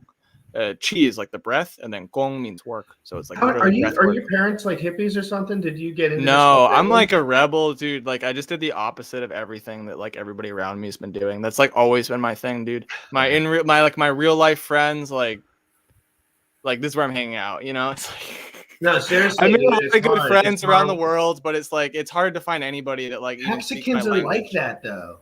Yeah, no, Hexicans are who I fuck with. This is where I'm hanging out now. Like, I don't know. Is that your experience too, man? Like, do we all have something in common? Is that why we all click pretty decent? Because we're all like the same type of people in a way. Like, probably there's probably some, astrology. Who knows? Like, I don't. Yeah, like, I don't know what it is, but I know it is. Like, It's like, yeah, man. The way this stuff is lined up. It's like if you talk about it, it's not it, right? That's what they say. They're like, if you can say it, it's not it. Yeah. That's why they call it a koan. It's not supposed to have an answer. You're supposed to meditate on it, and then it gives you insight for the meditation. That's why I like Zen Buddhism. Zen Buddhism. Because it's the only I don't get a religion. It's the only religion where they don't have a they don't. I mean, like obviously there's the Tao Te Ching, but like Zen Buddhism would be an offshoot. It's like a combination of Buddhism and Taoism, and so their only scripture, the only like writing that they use, are koans, which are riddles to meditate on. So they're not like these are the rules. Like there's 10 of them. It's like no. Like language is to like for insight. That's the point of language, is for insight. You know, and that's why I think like classical Chinese is so worth learning, because you can read all of this philosophy in its original language. Jesus Christ. I don't want to go down that rabbit hole. I don't want to. Don't send me down any freaking Art of War. If you learn classical Chinese, and I can help teach you, I've learned this. Really? You can read the Art of War. You can read the Art of War in its original language, which will provide a million times more insight than any translation. Sorry. Yeah. Good. These guys are so smart. I don't think I'm that smart, but I'm here. Well, if you're here, you're smart, in my opinion. But yeah, I think you're definitely right. There's something that's brought us all together, man, and it's the way I'm seeing things work out. It's just working out like it's meant to be, man. There's some stuff happening, and I can't believe it's happening the way it is. It's just the timing, everything is just perfect. So there's something going on. Whether it's 369 or whatever it is. Well, it's all the same thing, right? You have to have the same mental process in order to absorb the same information to a degree, right? Like if you're not in the same mental funnel, like entrepreneurial young men, that's generally it, right? Like 25 or like 22 now to like 50. It's like these guys that have been rejected and told they were wrong and told them you're stupid for fighting. Why are you fighting people? You should be going to college. And people were telling Jay Future to go sit at a desk for the rest of his life, probably. And he was like, fuck you. That sounds horrible. And I did the same thing. Everyone was like, Scott, I was like, no, thanks. Like, no way I'm doing the normie stuff. I'd rather just be on my own and wing it. Yep. And that's like, we're all just like more like confident, like wing it kind of entrepreneurs, it seems like, in a way. Yeah, we've got, we think for ourselves. We come up with like the basic educational, I don't know how it is over there, but here it's piss poor. It doesn't really teach you fuck all, really. So it's what you sort of progress with yourself and how you teach yourself afterwards is how you move on in life, I think. So, and it takes good minds to do that stuff. So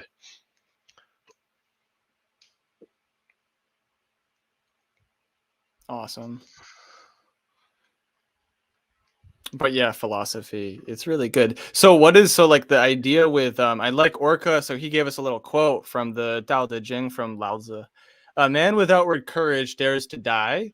A man with a man with outer courage, there it is. A man with outer courage dares to die. A man with inner courage dares to live.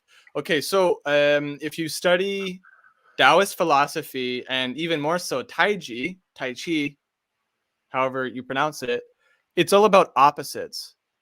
Because why? Yin yang, right? The symbol that every other basic person has tattooed to them.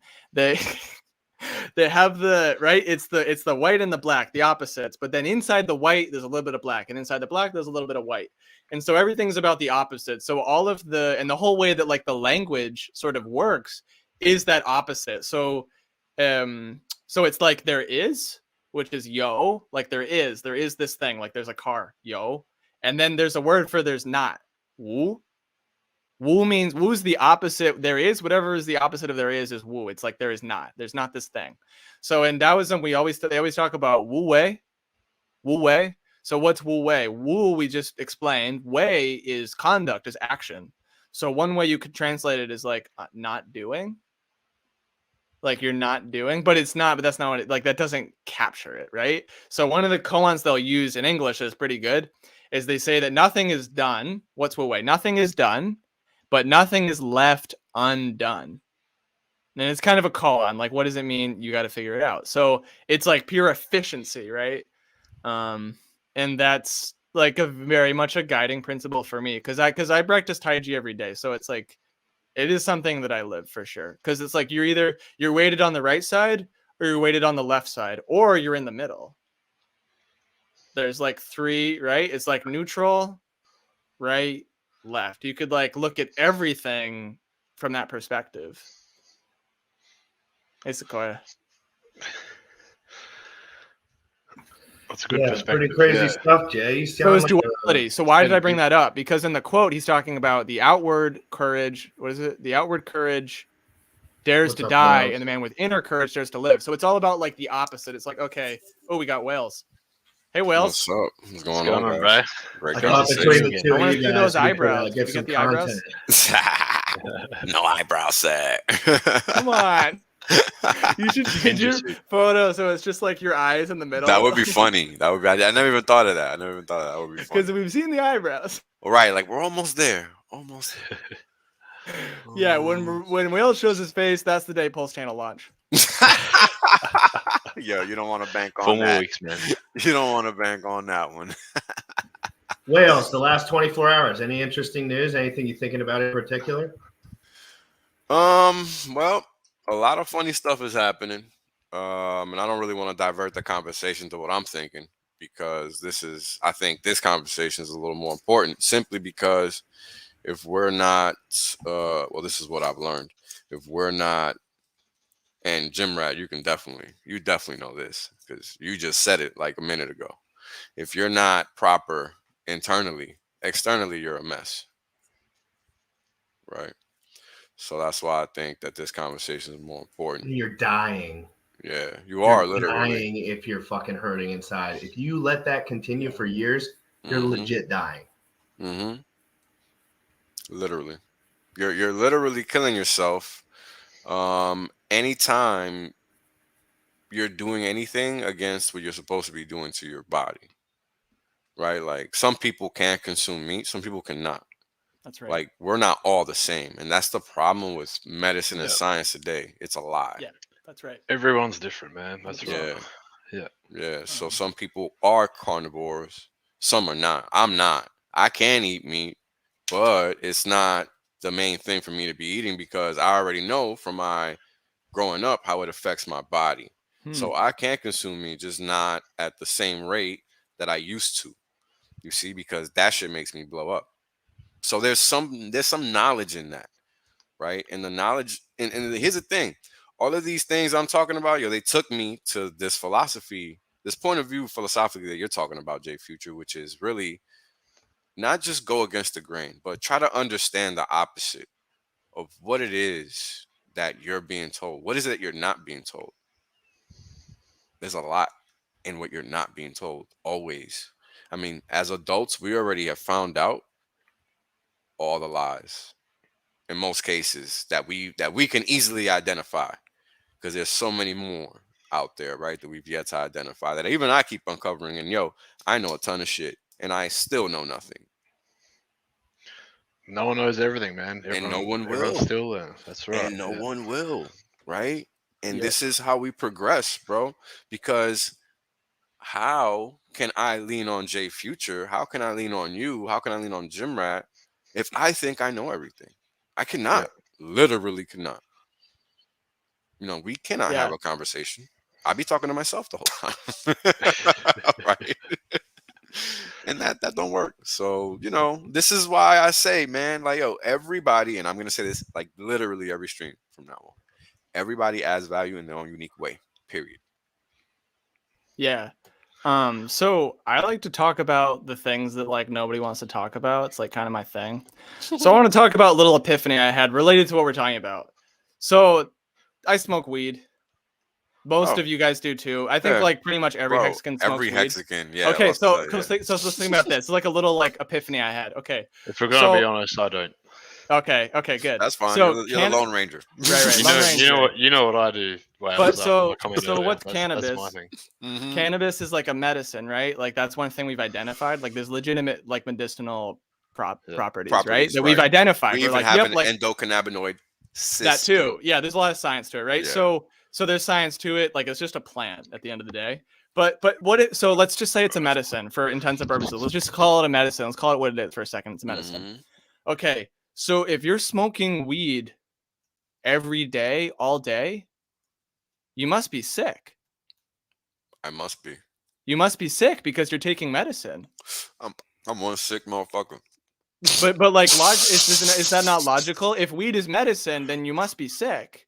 That's what If they it's say. recreational, okay, you're having fun, so you must be bored. Right.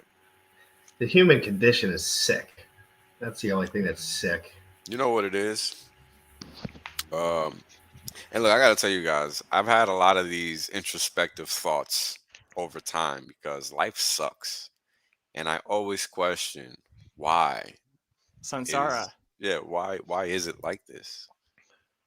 Because a lot of the times doesn't make any sense. What we live through typically is backwards, just like why? Right? And just think about all the people that commit suicide, right? These are people that, the average person that commits suicide, why is it? It's because they think they're by themselves. They think they have no reason to be here, right? Like, that's important because it's like we were talking about earlier in the chat, or at least when I was in the chat, talking about stressors and how stress affects the human and all these things. And we're all predicated to believe that, pressure makes diamonds. But the reality is that people that never live under pressure live to be 200 plus years old. And there is record of this. The Stress oldest, is proven a killer. yeah, the oldest person I've ever heard of lived to be 256 years old, and they were from China somewhere. How much? 256. You 200, guys know where cannabis comes from originally? no, I don't. China. Not surprised. China, Myanmar, southern China, Yunnan province. And I've been to Yunnan province, one of my favorite parts of China. And weed grows in the woods there. And it's illegal. It's illegal. Like, it's like they, a lot of brainwashing. So they all course. think that it's like a chemical, but it just grows. I've taken pictures. It grows in the fucking woods. Have you guys seen have you guys seen this show called The 100? No. Is that where they're like they come back to Earth or something? Yes. Themselves? Yes. I've watched a little bit. Yeah. Yes. But not man, I wish you guys would have seen it. So basically, what I was gonna get to is so this is a show. These kids come from outer space to repopulate the Earth because they left Earth, whatever, nuclear war, blah blah blah. They come back, and during the transcourse of the series, there comes a point where they find this world because they couldn't go back to Earth or whatever. I can't remember the whole thing. I'm not gonna break it down. This was like 6 seasons in. This was way after. What they come across is a society on another Earth that's just like theirs, and they're just so brainwashed that they cannot understand it like themselves. It's crazy. And it's the same thing that we're in essence living through today. How do people believe all of these lies? Like, it's almost unbelievable. Yeah, I even think about it like to even go into like fake news where it's like, okay, like what's the news? What's the news right now? War in Ukraine. Okay. So this is how my mind works, guys. I'll break it down for you real quick. So I'm like a linguist. Okay, war in Ukraine. Okay, what's Ukraine? Ukrainia. In Russian, it's Ukrainia. Okay, so the root of Ukraina's krai is the middle. Krai means edge. The edge. Holding pa krayo is one of my favorite songs. We walk on the edge. Okay, so there's a war on the edge. Okay, so if there's a war on the edge, what's the opposite of that? There's something going on in the middle, right? There's something going on in the middle, and it's the opposite of Ukraine. What's the opposite of Ukraine? I don't know. It's a thought like experiment, right? Mm-hmm. Maybe there's something going on in the middle of the Russia. Maybe whatever but like that's what's actually happening because the war in Ukraine, that's a distraction. Well, the thing about it is most people don't even know that this goes back at least 8 years. Years, man. Years. So this is not even new. And, it's just not a coincidence that we magically went from one lie to another. And what's sad is that people are believing the same people that just spent the last 2 years lying to them about this one thing just because it plucks their little fucking emotional strings. It's disgusting. You people have no fucking spine, and I'm taking names. No worries. Because here's the thing. This is what I've learned in this community. A lot of people like to profess that they're smart because they follow Richard Hart. But it's one thing to follow. It's another thing to execute. Right? Yeah, follows Richard Hart, but is running a BS sack. Correct. Like, there's a lot of funny shit going on, right? So we got to call spades when we see them. Right? And this is the problem that I identified Sunday for everybody that nobody had noticed, and look at how calm and peaceful Twitter is all of a sudden. beautiful thing, is it not? Because we It's gotta been great call out, today. yeah, we gotta call out the bullshit when we see it, and it's on us. Yeah.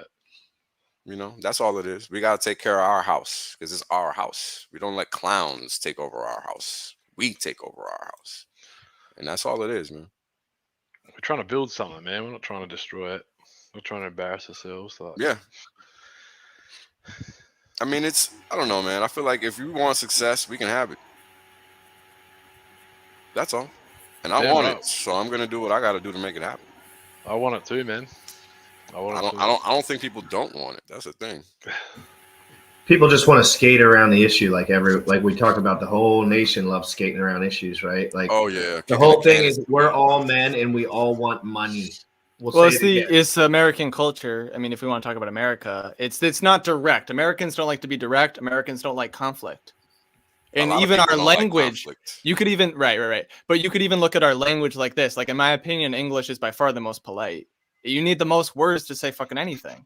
I would not in Australia, man. Maybe not in Australia, but like Chinese is the opposite. Chinese is like one syllable. If you're friends with somebody, you can say something with a syllable. You don't say please. You don't say thank.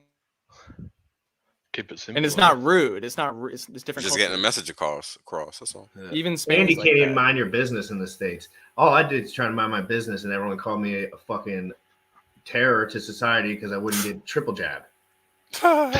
Like, and I'm over here like, dude, I'll stay at my house. Don't worry, like, you're good. And everyone's like, and then I'll bring up one point, like, why when we go to the mall does it no longer matter? Like, that's something snarky like that. You know, I'll just be like, why when we go to the mall does it no longer matter? But that's what you should do. We were going to grandma's. It was like, I'm the worst human that ever lived. And now I'm calling people out too, because the guys ahead of me gave me the okay. They said that call those motherfuckers out for trying to make you feel like shit. Obviously, I ain't going to make my mom feel like shit, but the other people, like, yeah, the other people, the right people, the right people. Hell yeah. Sure. I'll be right back, guys, so I can join Wales with a hit. No wonder, bro. I'm drinking so much water. I'll be right back. Yeah, gonna go drain the dragon. Yeah, I like Jay Future a lot. Yeah, he's good, brother. I mean, like him. He knows stuff. He learns, and he's different. Yeah, again, go ahead, brother. I'm sorry. Oh, I'm just saying, like, with my work and being away and my traveling, that I've been quietly sitting in the Twitter spaces in the background, and they're putting in work, man. Jay Future, Hex Orca, and the others.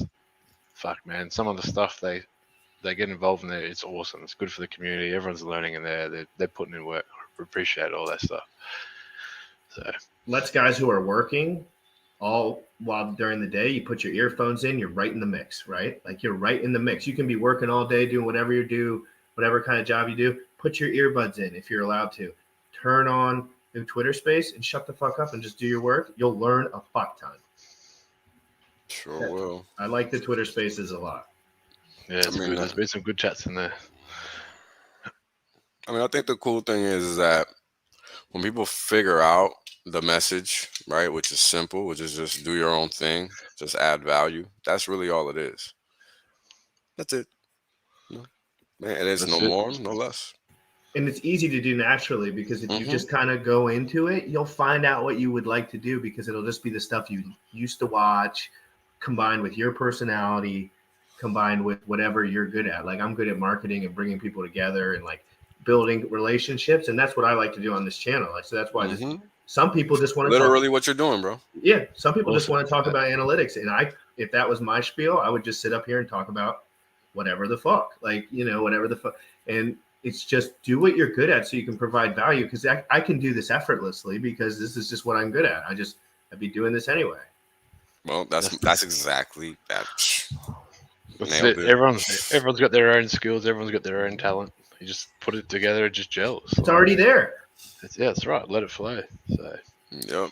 I mean, and that's it. You know, it's not harder than that, guys. Like, I sat back, watched what was being put on stream, and thought to myself, well, damn, what would I like to see that I'm not seeing? That was it. And now you know Wales Only. That's literally all it took. It's that simple. Anybody can do it. All it is about attracting people to the cause.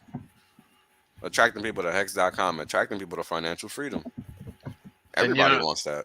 Or just even just anyone watching, like, you know, if if you think you've got something, bring it up. Like, say something, get involved, do something, Anything. Just jump do in, something. send a message. We're all open. We're all willing to talk and have a chat. Everyone's got their own thing. You know, don't be scared. Like, Mayo had never been on Wake Up Hex. 10 minutes before I see he sent me a message, I send him a link. That's it. I ain't never met him either until, I mean, other than on Twitter, just through like comments and pictures. And then he was like, "Hey, what's up? I do MMA stuff." And I was like, "That's dope. I like that kind of shit." So I knew I would like him. So I was just like, "Let's do it." yeah. So with the Twitter Spaces, I think that they just need to be labeled better. So I had a space that was very controversial. You guys probably listened to it. We wrecked, a known community member. And if we had just labeled the space like, brawl, like crypto brawl or something, then it would have been like, yeah, like we did what it was labeled. You know what I mean? Like there's no problem. The problem that everybody had was like, I didn't know what the fuck this was. And now I'm like being verbally abused. Nah. You know what I mean? Like not directly, but you know what I mean? So it's like, as long as you Yeah. label the name of the space, like what it is, I think it's fine. That's funny.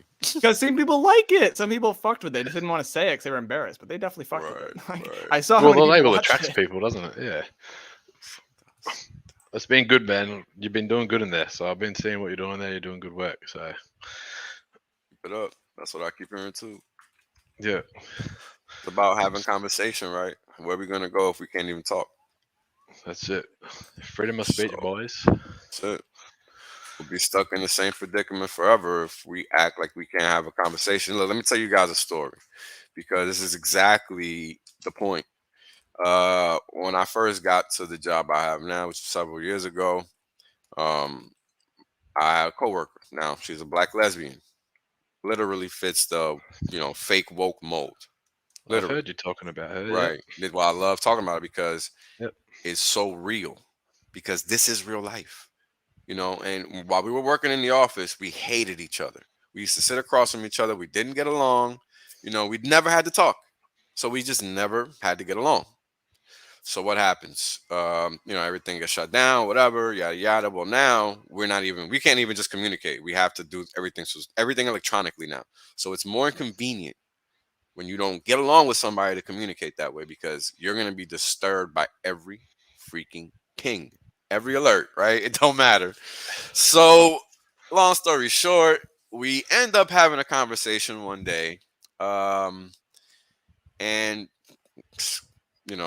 3 years forward, she's one of my best friends.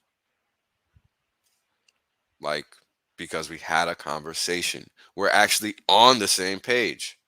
Like, imagine that. It's from her. She's one of the people that helped me realize, dude, you got to get involved. You cannot fight the system. You have to get involved. Yeah, She's I've one of heard the you people that talk helped me. about this before, man. Yeah. And that just proves, you actually get in and have a conversation with someone and get involved. Everything and changes. Look what can happen. That's it.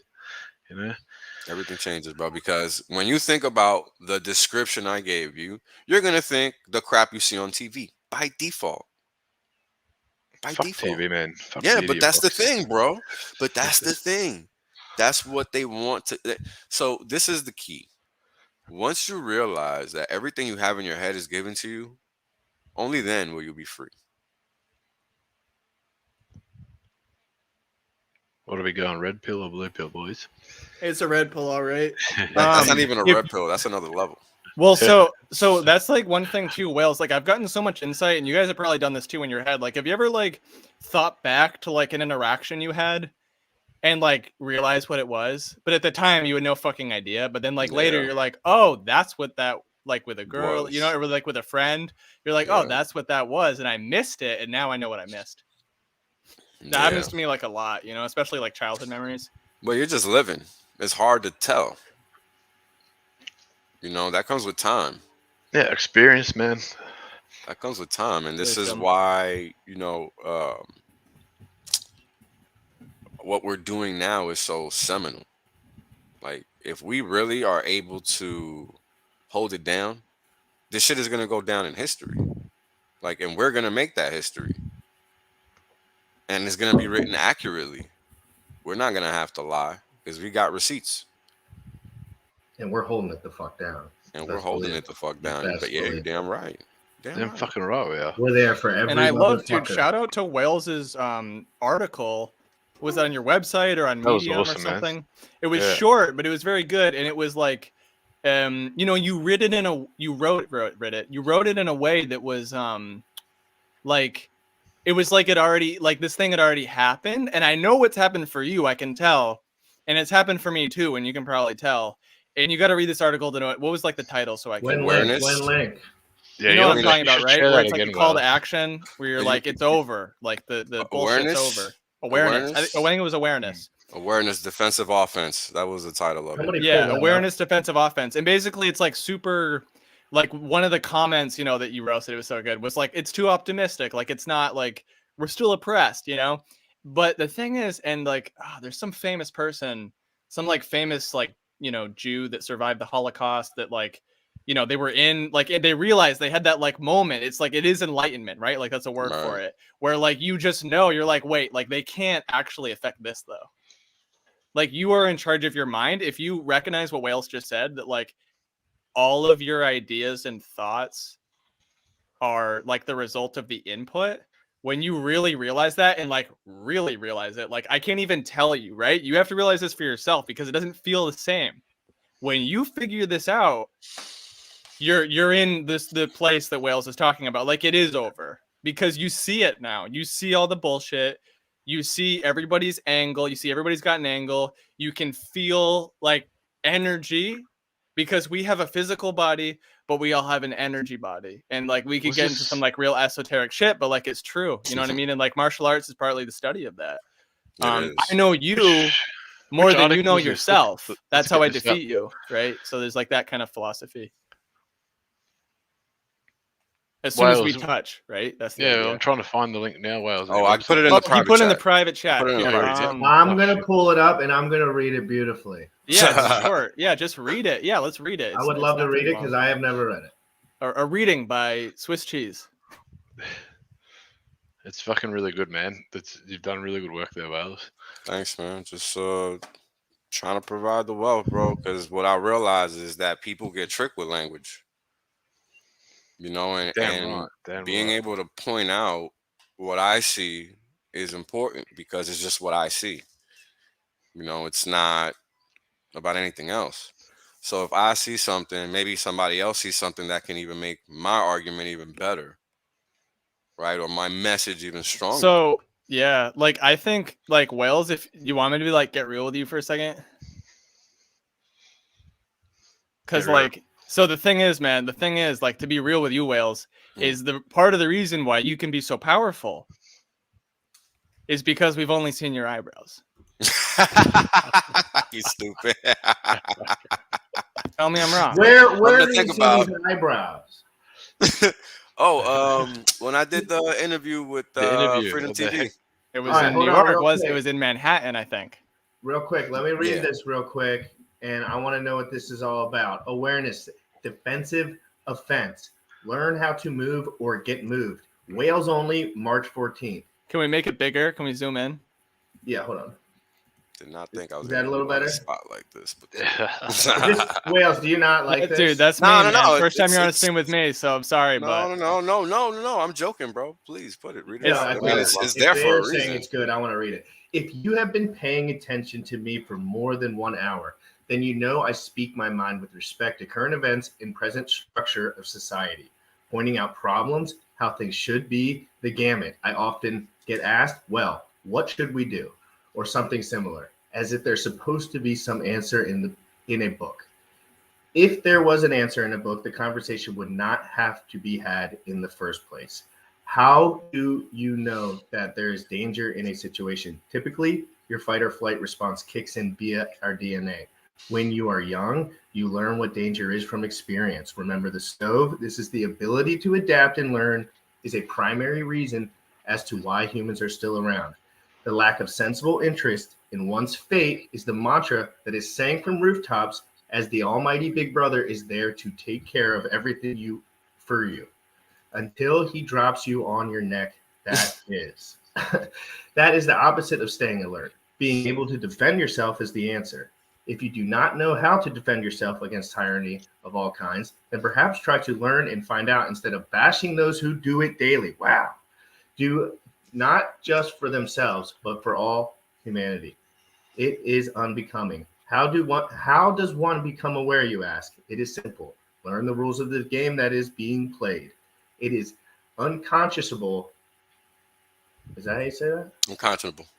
Unconscionable to me that in the English, bro, it 21st sucks. century, some make it their business to stay ignorant with the world at their fingertips. If a law is being broken by some entity, then perhaps learn how to defend yourself with that very law. The system is laid out. Your willful ignorance does not preclude you from having to face the real world just because you opt to stay in a vegetative state. Wow. That was powerful. Yeah, I didn't realize that when I wrote it, but it shit is really good. Damn. Yeah, the, so the whales. latter half of that I was really relating with. That was So pretty to good. me, it feels sort of like a philosophical. So this is the truth about, and this is why I put you on the spot, Wales, is because you are a big deal to me, man. When I bring people into Twitter, like when I like my serious onboards, like my closest friends, you know, I give them the best, right, the best possible alpha I have. I'm like, okay, you get on Twitter, like be careful because like most of it's bullshit, but like get on Twitter. You don't need to put your face on it, but like, you know, make an alt account. Just your eyebrows. Just make an eyebrows photo. And this is who you follow. I go, this is it. Number 1, Richard Hart, obviously. Number 2, Whales Only. Oh. Appreciate that. I don't have a number 3 yet. I honestly don't have a number 3. Really? No number 3. I do, but I'm not going to tell you. So number 2 is this is the top alpha. I'm sorry, but like you've gotten to like my highest level of alpha, and I'm bringing it up because he's right here. Whales is the number 2 follow on Twitter. I don't follow. Maybe like I don't want to speak absolute, so I'm pretty sure I don't follow any more major news outlets. I did when I first got on Twitter. I was like, okay, yeah, BBC, like all the bullshit. I followed all of them, and I've defollowed all of them, and I follow Whales Only, and that's all the news I get. So Whales is a big deal to me. Now the thing is about Whales is that we've only seen his eyebrows. So, and I think it's philosophical. I almost think it's philosophical because I think that we are similar, Whales, and we both have similar goals. And my argument is that I can never be, I don't know how I put this. It's like a philosophical debate, right? So like there's no like right or wrong answer. Yeah. But like I don't think that I can be as strong as you because I'm showing my face. Because, and I'll elaborate. And the reason is because I'm a face, right? So it's like I'm a face, I'm a person. You could like technically, well, I don't even technically. You could be like multiple people. Like we don't know. Yeah, like, you don't actually know who I am. Only the people that have met me. Team. You're like Banksy. You could be a team of people. Right? Well, people have met me. It's just certain people haven't. You know, so people know that I'm real. But to the publicly, right? You could technically, you could be a team, right? And I'm a face, and so I can be ad hominem.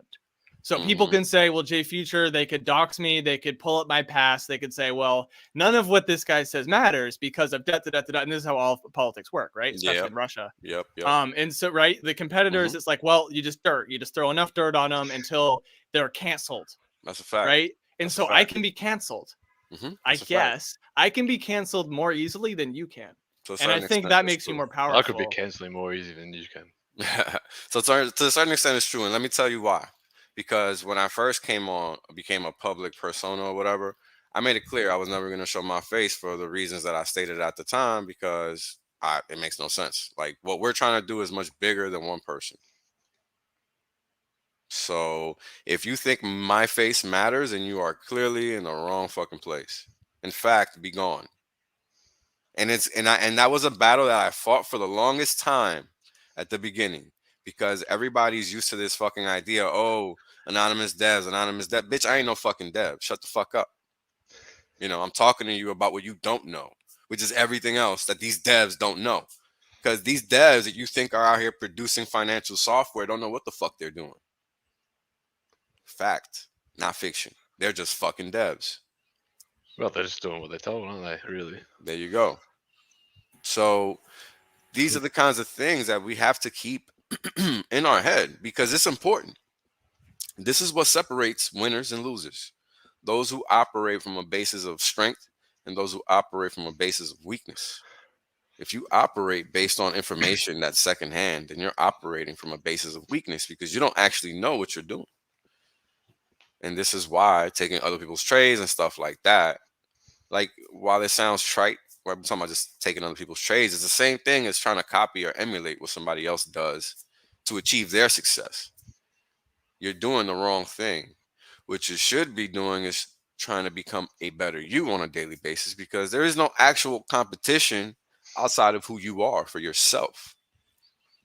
And this is something I had to learn, because what's funny is that while at the same time I knew I had to be a high performer, me specifically, in order to accomplish the goal that I wanted to accomplish, what I realized along the way is that these guys that I'm better than, just because they were born into the right fucking house, right? They're not better than me. They're not. And what that made me We talk like, realize. Huh? sorry to interrupt you there. No, you're Born good. in the right house. Yeah. Let's talk about what did the bloody Kardashians say the other day? So I work on Wall Street, dude. right? So on Wall Street, things are very pedigree like. If you don't come from the right background, you don't fit the mold for certain jobs. So you won't get them. And there's a distinction. You got front office, back office, middle office. I started out in the front office because I networked my way into that. Not because I fit the mold and have the pedigree. I don't. I'm a poor guy. I'm not white. I'm not blonde hair, blue-eyed. I'm not rich. I don't fucking ski. I don't play tennis. I don't do none of that shit. So I don't fit their mold. So I have to be different. I want to take the polo off. You're right. You're I gotta take the polo off, all that shit. Right. I gotta flip my polo down, all that shit. I don't fit their mold, but that's the truth, right? We're most comfortable with each other because of what? Because of our similarities, guys. It's not even because of our backgrounds. Oi, what's going on? Oi. But am I making sense? Yeah, right. 100%. Like, you guys love me because of my message, because of what's in my mind, because I speak what I know and I share what is true to what I know it to be true, and I try to prove it 100% of the time. This is why people respect me and don't even try to debate me, because they know there's no debate to be had. Imagine, motherfuckers are lucky I never became a lawyer. I'd crush everybody. Because once you have the logic down packed, nobody can defeat you. And this is why our message is undefeatable. Who the hell doesn't want financial freedom? Everybody wants this. What we're working I love when you bring it up to like financial freedom and people start like back talking to you about it. And you're like, wait, you're just like people that just try to put an angle against your conversation when you start mentioning financial freedom. They're like, why do you need so much money? And I'm like, you're so fucking dumb. So dumb. Like, why do you need so much money? I'm like, I don't. You need $1 million just to fucking stay ahead if you own a business these days. I mean, $1 million is These no money. comments right now. Yo, I like that last one from Mayo. What the fuck is going on? I also like one cigar. Oh man! Yes, thank you, Hector. I appreciate that. Oh man! I don't know what I'm still trying to figure out what's going on, which is funny. Everybody lost all train of thought because Jay Future thought I was calling him out. No, but that's the point though. Isn't that the yeah. point of the content? Is it's Yeah, like yeah. I am like this is the face you're talking. But it's true. All of you guys, My hair. Oh yeah, I don't I know. know he's talking about me. No, I'm totally under the. I totally get that. That's It fine. doesn't I matter. want to just have this happens to be true. conversation. That's the He's just point, dude. stating But that's the fact. point, bro. When But have I that's the ever point. been able to have this conversation with Whales Only, nonetheless, on fucking live stream? right now. Exactly. This is what we were talking about before. This is live what I stream. want to do. Let's do it. But this is what's so great, right? It's all related. We don't achieve the success And without understanding. When have you ever seen him take his shirt off before?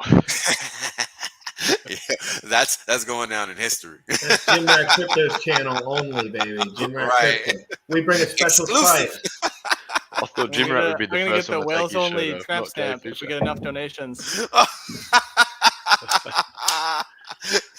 No, he I don't have can't any get donations. tattoos, dude. He The can't first get one. donations until he hits 1,000 subs. He got a ways to go, so save it for then. Yeah, we're gonna need some big figure. We're gonna need a pretty fat metric for that one, guys. Whales has gotta follow me at least. Like, I'm not getting no fucking tramp stamp. He doesn't I follow follow me. you, bro, on Twitter. What's wrong with you? I'm kidding, dude. I'm kidding. Do you? Yeah. I would have tweeted that out, man. I didn't see it because I Nah, don't. it's It's not that because I serious. barely fuck with Twitter anymore. That's the thing. Yeah, it's not that serious, man. Did you see His me Twitter little is just such a hex joke. strip dance before? I'll check it Gotta later. do. We gotta do to get the t-shirts, man. Oh man, I mean it's cool, right? Because that's what's beautiful. We all add our value in our own way, and that's the whole point. Like I know what I know, and what I know is different from what everybody else knows.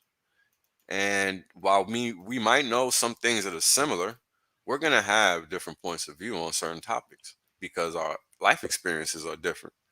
So all we can do really is just try to share notes, compare and contrast, and we all have our unique desires, wants. Like we're all our individual person, but that doesn't mean we can't achieve success together. And That's why we have these conversations. that's you right. know? But that's exactly where I was going. I was like, this is exactly what this conversation is about. Like, look, I'm the guy that isn't supposed to be here, literally, and here I am. Like literally not supposed to be the guy. Yeah. Like that's like you guys really don't appreciate how much of an understatement that is. Like I am not supposed to be this guy. Like if these motherfuckers knew I existed and I'm doing what I'm doing, I would be dead on an instant because A, I do not fit the mold. B, I'm not supposed to exist. C, I'm fucking up their whole flow because that means that their plan isn't working any longer. Their mind control isn't working because we're all talking now. See? So it's a positive that I was able to network my way into this environment, realize that we're not all different at all, actually, and that is just really nepotism because that only pushed me to work harder. Because when I realized what I ultimately wanted to do, this is what I ended up doing. And it's been the best experience of my life because I'm just being me. I'm not doing anything special at all. I'm not going out of my way. Like, literally. And I do have an OnlyFans. You do not. I do. Onlyfans.com/WHALESONLY. Check it out. I'm looking at it right now. And you show more than your eyebrows? No. Oh, Shows okay. nothing. So it's just like That was glory it. hole. It's a platform. This dude's stupid. It's only two Don't parts do we've right seen in there. a whale. It's his eyebrows doesn't- and And the fucking glory has it. hole. How can I share this? see eyebrows and Yo, I yeah. think one other thing. Pick I'm not that up. sure. Was a running joke for a while back in the day. So like fucking Jim went and claimed his. I claimed mine. I don't know who else claimed theirs, man. A few of us did. It was Fuck, fun. I should claim mine. Yeah, it was. It Now was a somebody's running gonna joke. front run me. God damn it. I need to do this like right now, huh? Does it cost any money? No, you just Okay, sign I up. was like, luckily I've got like 10 names, so I'll just pick one of them. Yeah, just pick one. No pictures there. No pictures. We got Jay shirtless. We got Whales Only pulling his OnlyFans up, guys. 2022 decentralized currency is taking over. We are taking over, guys. I've never had this good a St. Patrick's Day. That's the truth. Oh shit! What a Oh good shit! thing. Is that St. Oh, that's right. It is Patrick's St. Patty's. I completely forgot about Guys, cheers to say. Should we get drunk? that.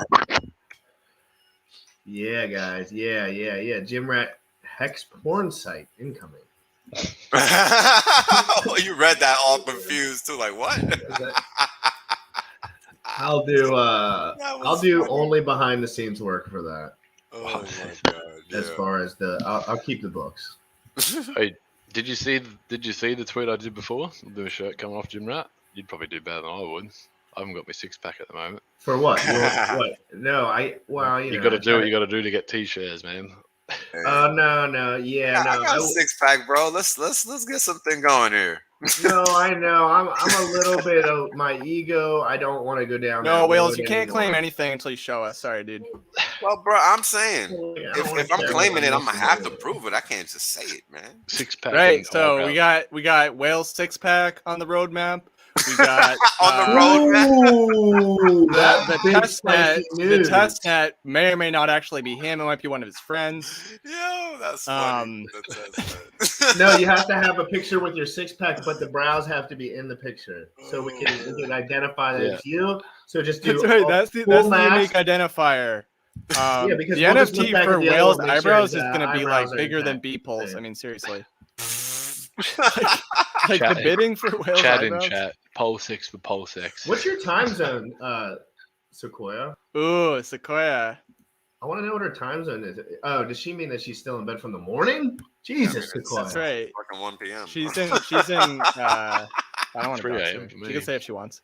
Dude, it's been so crazy learning about the lifestyles of like the more degen crypto dudes, because it's like it gives me a heart attack every time they mention anything that they do. Like they're like, yeah, I go to bed at like 5:30 a.m. every day, and I You wanna wake know- up at like You want to know 3. about trading? I could tell you all about it. Is that what it is? Because you just have to be Yeah. awake when no one else is. You're just watching the ticker, bro. And you think Ugh. you think you're gonna miss something, so you don't want to miss anything. And your You're just dopamine staring hit me. at that motherfucker like a junkie. That's it. Guys, thank God for Richard Hart and delayed Yep. gratification. That's it, bro. And that's why I don't pitch shit coins and meme coins and shit, because the objective is if we're gonna be onboarding no coiners, then they should be introduced to building wealth first. They can learn how to speculate later. That's my thought on that. So Man, no corners are easy. No corners are so much easier than other people. 100%. Dude, I've been You're right, reverse everybody. psychology, guys. I've been using reverse psychology for real life onboarding so hard that I literally because all I talk to people, like most of the people I talk to is just on the internet now. So I've been going so hard at this that I literally insulted a close friend yesterday, not even really meaning to insult him, onboarding him into Hex because I'd never talked to him about crypto. So I was just like da da da da da da da, and then he texted me back dude.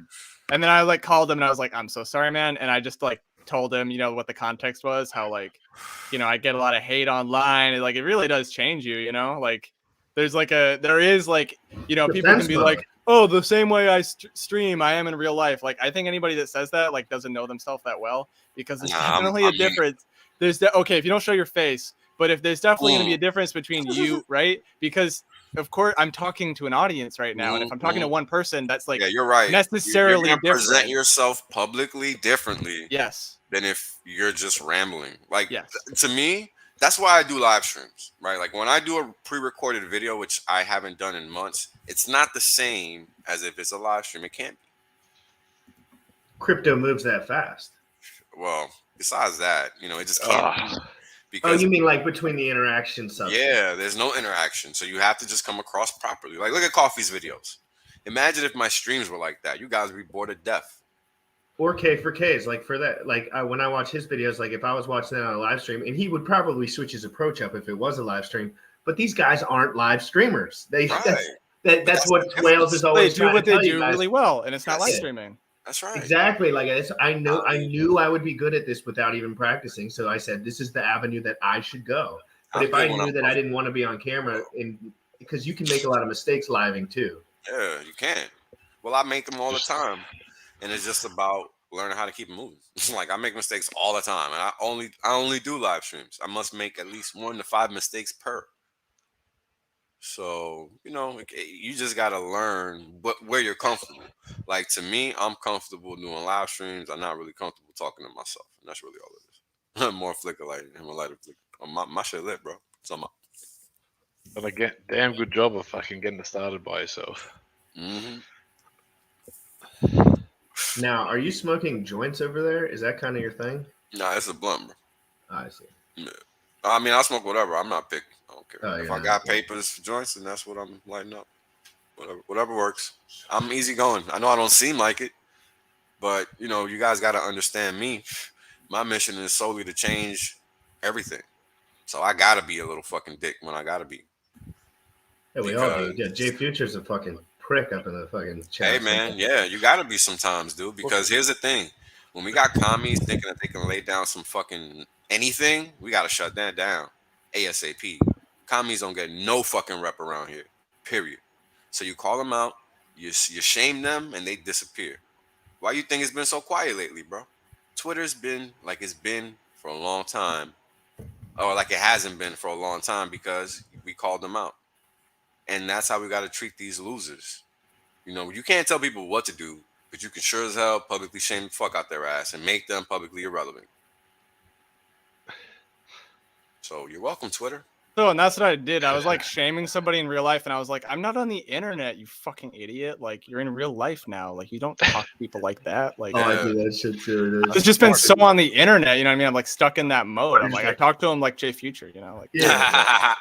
When it's real life for me, it's just Yo, life is different, guys. and that's the thing, man. For me, this is how I am all the time. Period. You know, like I don't got time. Like I mostly am too. You know what I mean? Like my real life person has changed. Also.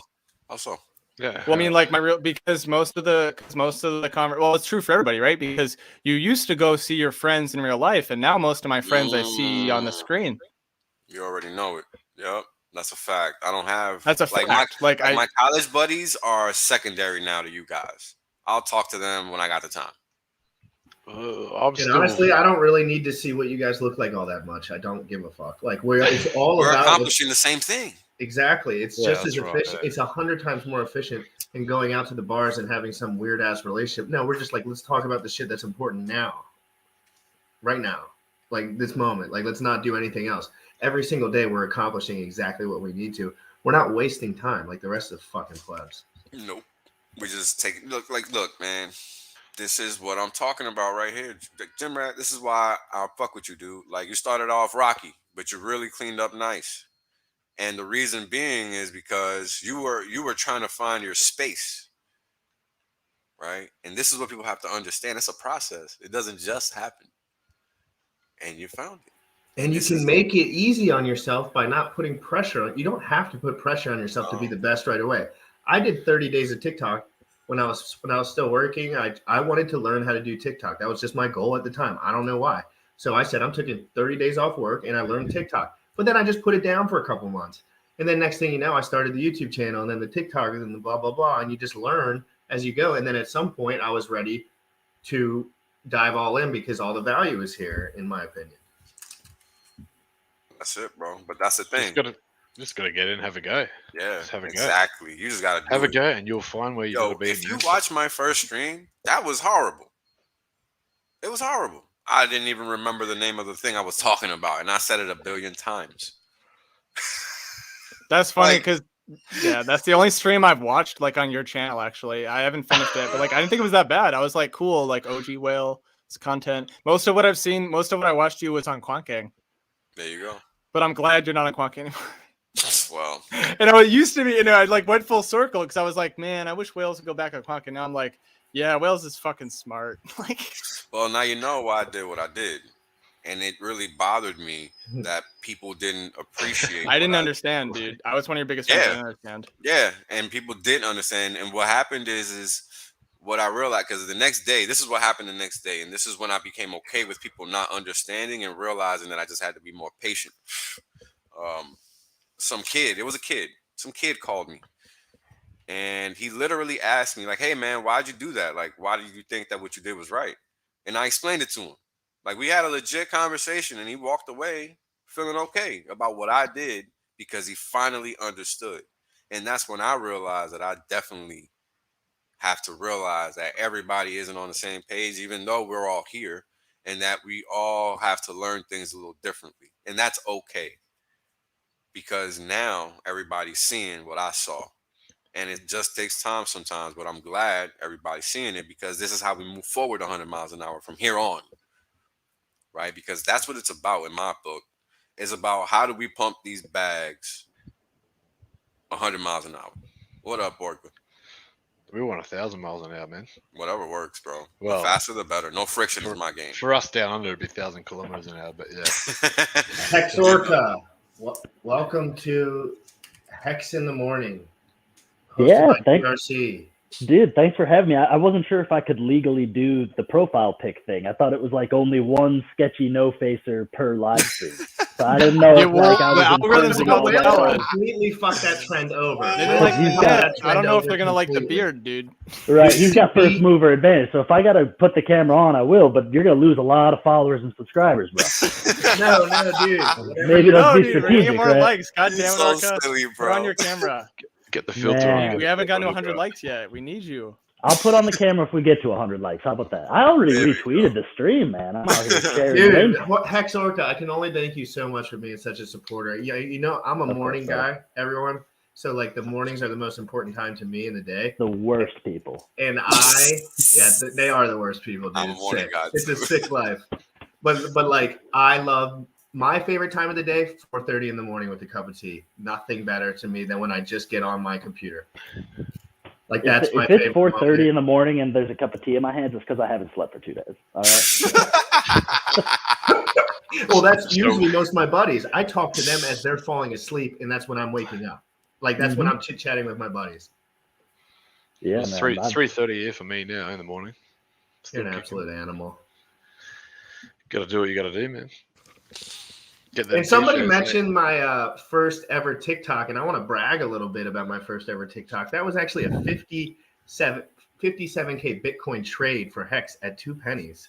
Full like, wow. and I documented it 100% before I knew anything about any of you guys or any.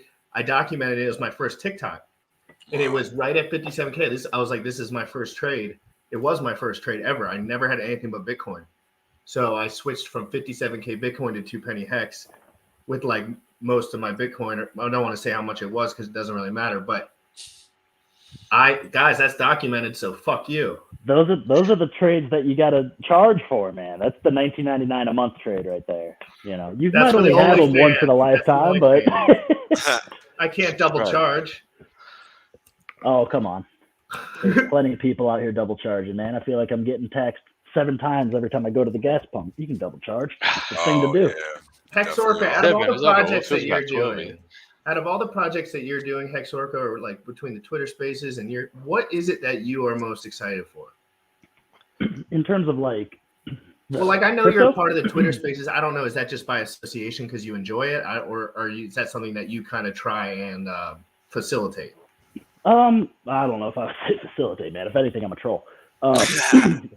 But I think the Twitter Spaces are good for like reaching out to people that are just not in the Hex community. So I like to pop in, but it's also just a lot, you know, like this. You got 5 people in here, including yourself, talking, so we can have a lot of nuanced discussion, but like not too much. But not too much, right? So we can keep it productive too. But those Twitter Spaces, I think, if they're hosted correctly, you know, like you guys, Sequoia does a great job too. If you set the tone and you help people understand that it can be a productive space, it tends to be. Otherwise, I just pop in to see if anyone's talking about something I haven't heard of yet. Just kind of keeps my thumb on the pulse.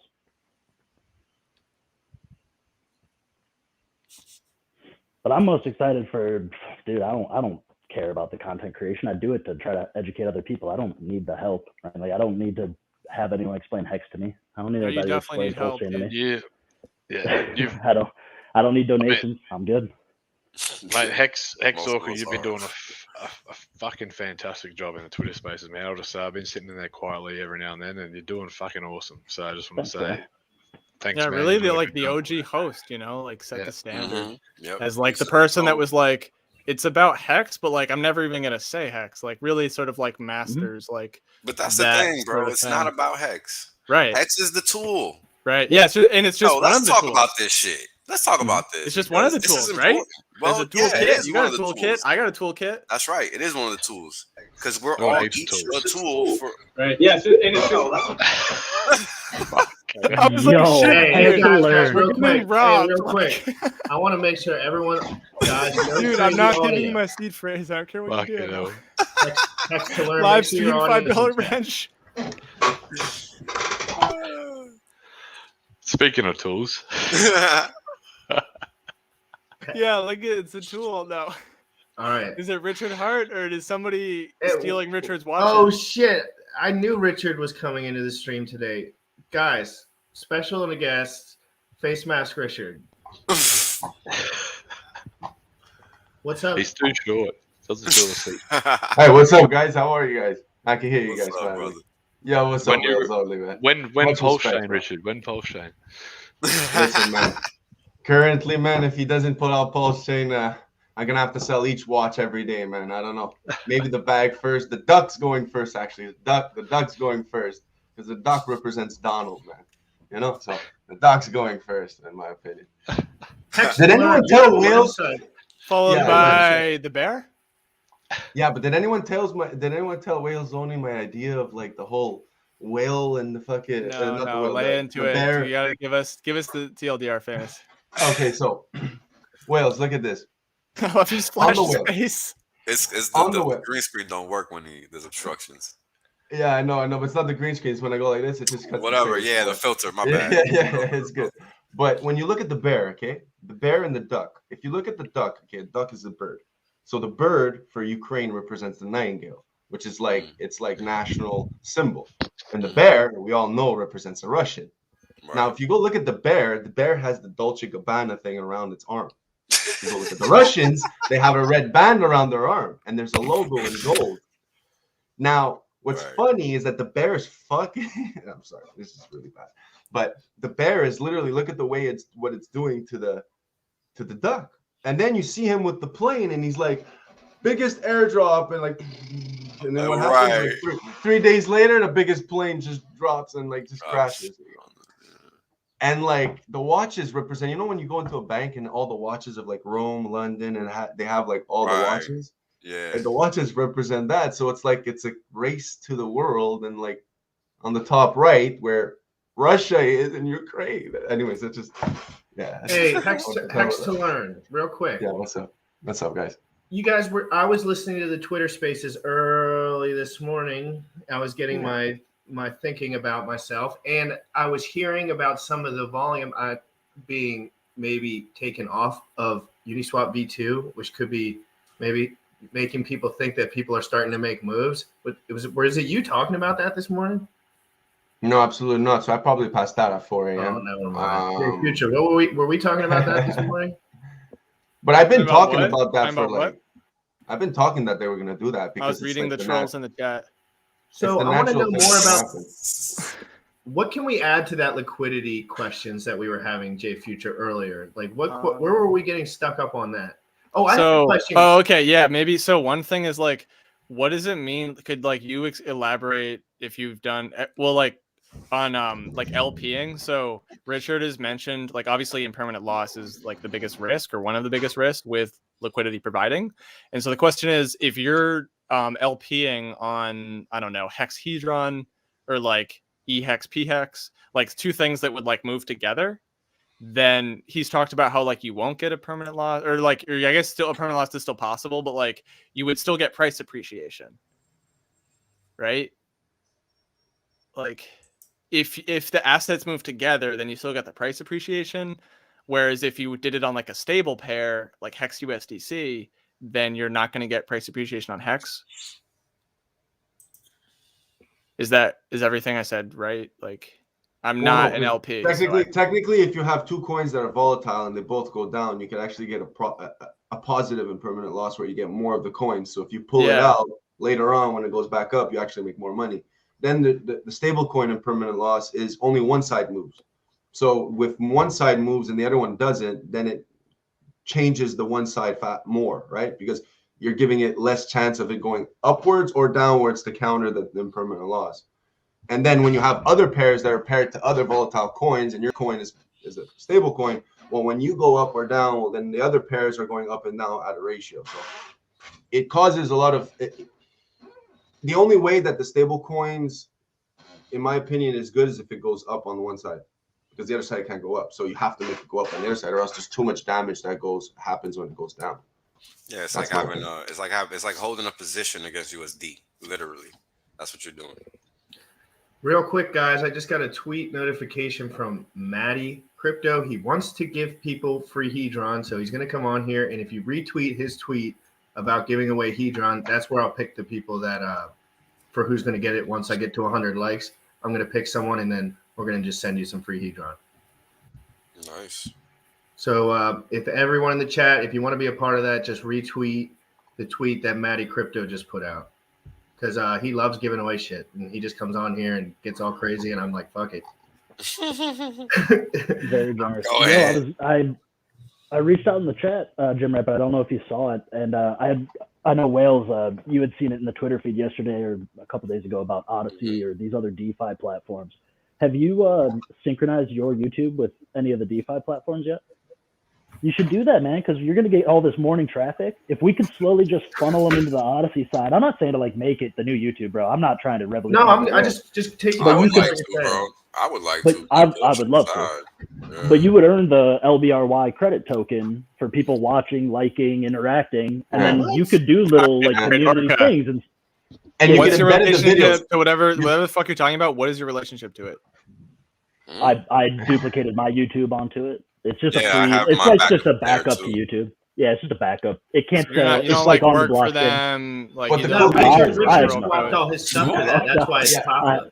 The No, cool I thing don't is have that- any. It's an American Here's- thing to ask. I'm just my problem. No, dude. This is I don't get. I'm just gonna retard anybody that comes to watch, guys, and I expect people to do it the same to me. You know, because Sure. it was a hard shell, and so I'm like, dude, like, what is your relationship with this thing? Oh, Because you think he's trying to this is the show thing, this dude. shit? No, got because you. I know man. this. It was a shell, and so maybe it's good, and so I'm just testing it. That's it. And so got you. because why? You're not Because I familiar know with about, Odyssey, is that it? and I'm not familiar. I saw it on Twitter. I saw it on Twitter today. But that's Gotcha. it. I haven't. That's looked fair into it. enough. Fair enough. Right. Zero And cost. so I know that Zero cost. platforms come and go. And so it's like as a content creator, any content creator knows this. Once you use like, I don't know, like YouTube and then Skillshare, whatever, you're gonna get emails all the fucking time from different platforms. Like post your content on my thing. And it's just Sure. like which one, like we gotta find the one that's worth it, the one that like, you know, is the most hexagon or just like the best one, right? Yeah. The hex of like YouTube forks, right? Sure. Number 3 on I my agree. list of to-do So list is it that? to do Is it Odyssey. the I heck? looked I at the don't know, guidelines. I looked at the guidelines. It kind of looks like they could put it down if they deem it in a way. So, like, let's say, like, I myself as a Canadian, right? If I'm technically a terrorist because I went to go into a march and because of some truckers, then are they allowed to take down my stuff because I'm technically a terrorist? Bro, you haven't heard? We all are terrorists, bro. No. I know that. But I'm saying, like, let's call a spade. You know, like right now you're not. Yeah, but, I know like, what you let's mean. call a Maybe spade a just a spade. comedian. So I was looking at the guidelines, but the only thing the way I was Funny seeing terrorist? was like, it's like just keep it there as a backup, and you could download your videos like this. So what I did was I got all the downloads of Richard, so I downloaded all of Richard's stuff. It's in a hard drive, so in case it does go down, that goes down, then whatever, we'll just fucking host them somehow, or we'll figure out something. At least I have them on a hard drive, because I was like, what the fuck? No one has these fucking videos on a hard drive. Like all these fucking maxis, and none of them have fucking all these videos. Like what the fuck? They're fake maxis. Anyways, but then I was like, okay, so let's check it out. So what I said was I'm gonna embed their videos. So they allow you to embed the videos. So that's what I did. I made a backup page of Richard on Odyssey with the Odyssey embedded videos. So people, you could put that. You could replace those, you know, the YouTube videos with the Odyssey. So maybe we could use it, maybe we don't. But in my opinion, it's better. It's good to have stuff there, even Here's if no all one I'm uses saying. it. Even if no one uses it. Only reason I brought it up was because we were talking about one of these hexagons that likes to do giveaways, the Hedron. Sorry, I forgot who exactly it was because I was, thinking about Matty Crypto. Matty Crypto, thank you. So he likes to do the giveaways. And so the reason I brought it up is because there's zero cost to your audience other than having to click their mouse to go to odyssey.com. But if they choose to just watch your exact same live stream, but they have a tab, even if they don't give a fuck about Odyssey and they just have a tab of your live stream happening and they have it on mute, you will earn the LBRY credit token. So then that would just be free passive income to you. It's very, very low value. Okay. But who knows how viral your channel might get. But you could take that LBRY token and swap it into Hex or Hedron or whatever, do giveaways. And it's just like, it saves you from having to harvest donations all the time, So we should back out. It'd be interesting to talk about all these sort of things because it's like Brave is like somewhat a competitor to that idea, right? Like their idea is they have the triangle and they want to pay content creators. I just haven't seen it work like that. Yeah, I don't know if I trust Brave. No, I don't. I'm not saying that. I'm not shilling Brave. I'm saying that like Brave would be a competitor to this because they're also saying we're going to pay content creators and here's our token to do it. And that doesn't seem to be set up at all. And so I don't like Brave for that. So I wonder if in Odyssey, like, are content creators being paid every month or whatever? Yeah, you get paid instantly. Actually, you can instantly access it. But cool. But the thing that they do so that it kind of reduces the instantaneous sell pressure on their token is you get paid in the form of what's called rewards, and you can only claim 3 rewards every 24 hours. So typically, like in the initial onboarding of your users, you're going to accrue more rewards than you can claim. So even if you tried to insta dump everything, you just can't access 100% of it. So that's kind of the barrier, right? But it's not. It's nothing like, oh, hey, now you have to. Yeah, it's a little pumpamental, right? Or at least like a. Or like, what's the opposite? Try to preserve what's it the opposite of a pumpamental? Right. Yeah. When it like stickamental. A dump. Dump-a-mental? But yeah, that's all I was saying, because it's like I've got enough LBRY right now, dude. I could go and buy 3 whole hex that I could give away because I have all this traffic coming in on my Odyssey. A dump delayer. Yeah, the dump delay. But I just thought it's something to keep in mind just in case. And like Hex to Learn was saying, they can take down videos if they're promoting terrorism or violence, but they cannot take down the channel. So like, if you're just always going out there and inciting violence, yeah, they're going to silence that. That's not protected in the First Amendment anyway. So surprise, surprise. But there's still going to be like your face out there. So people could just use that as controversy, and it would still drive traffic to your channel just by saying, oh, they always cancel him for speaking the truth about Canadian truckers.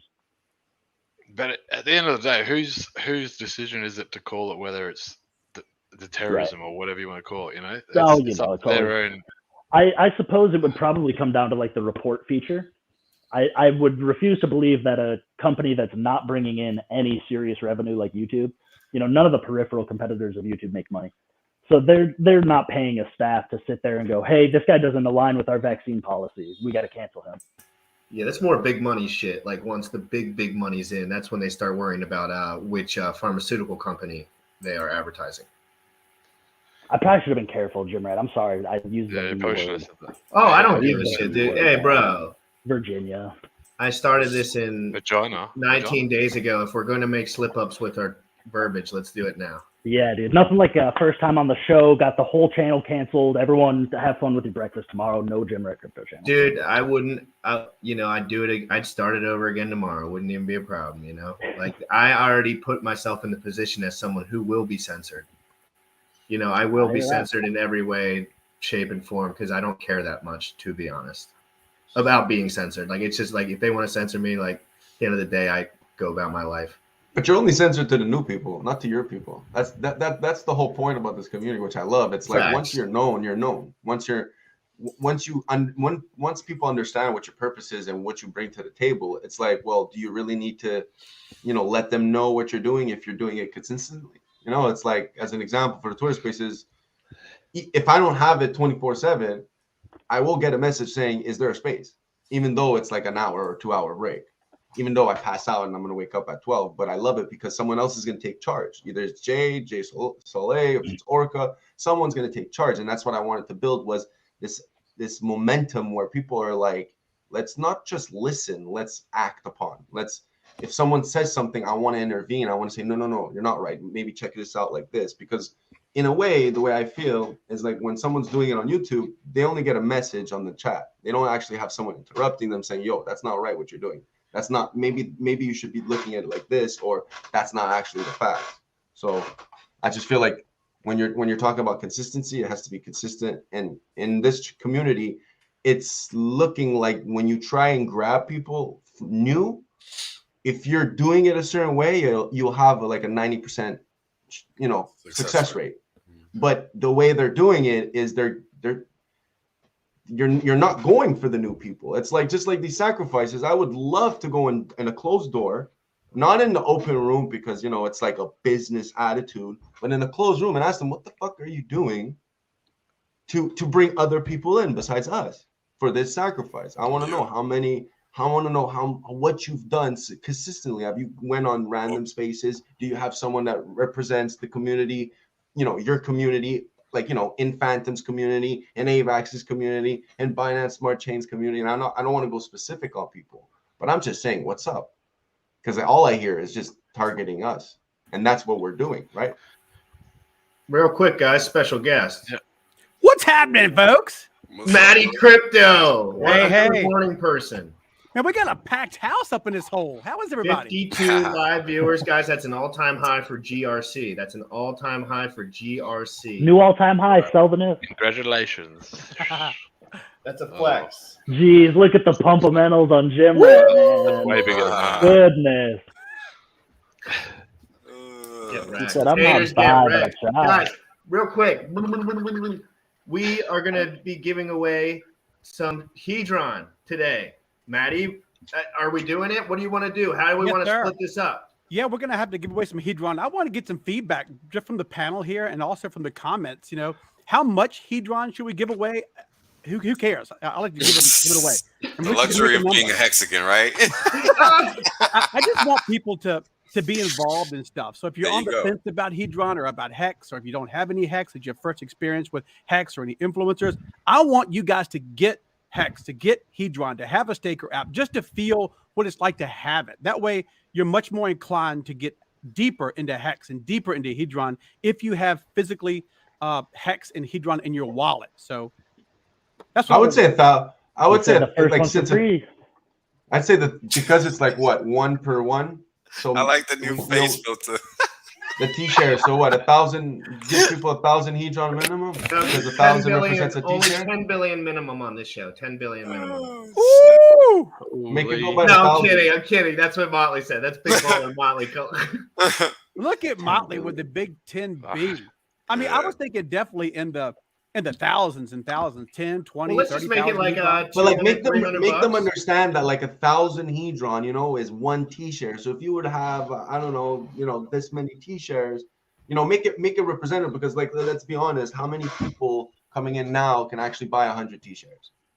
None. We're targeting Yeah. people for that. We damn well want you to buy 100 T-shirts, but let's be honest. So you check know, this out. This is how I sell it. T-shirts is hard. This is how I sell it because people don't really get T-shares. This is how I sell it. Fact of the matter is, you got all these zeros to contend with. We talk about Hedron in the millions. When I talk about Hedron, I say Hedron is trading at $3.94 per million. Hedron. That's what I say. That should scream opportunity. $3.94 per million. Hedron. Something to think about.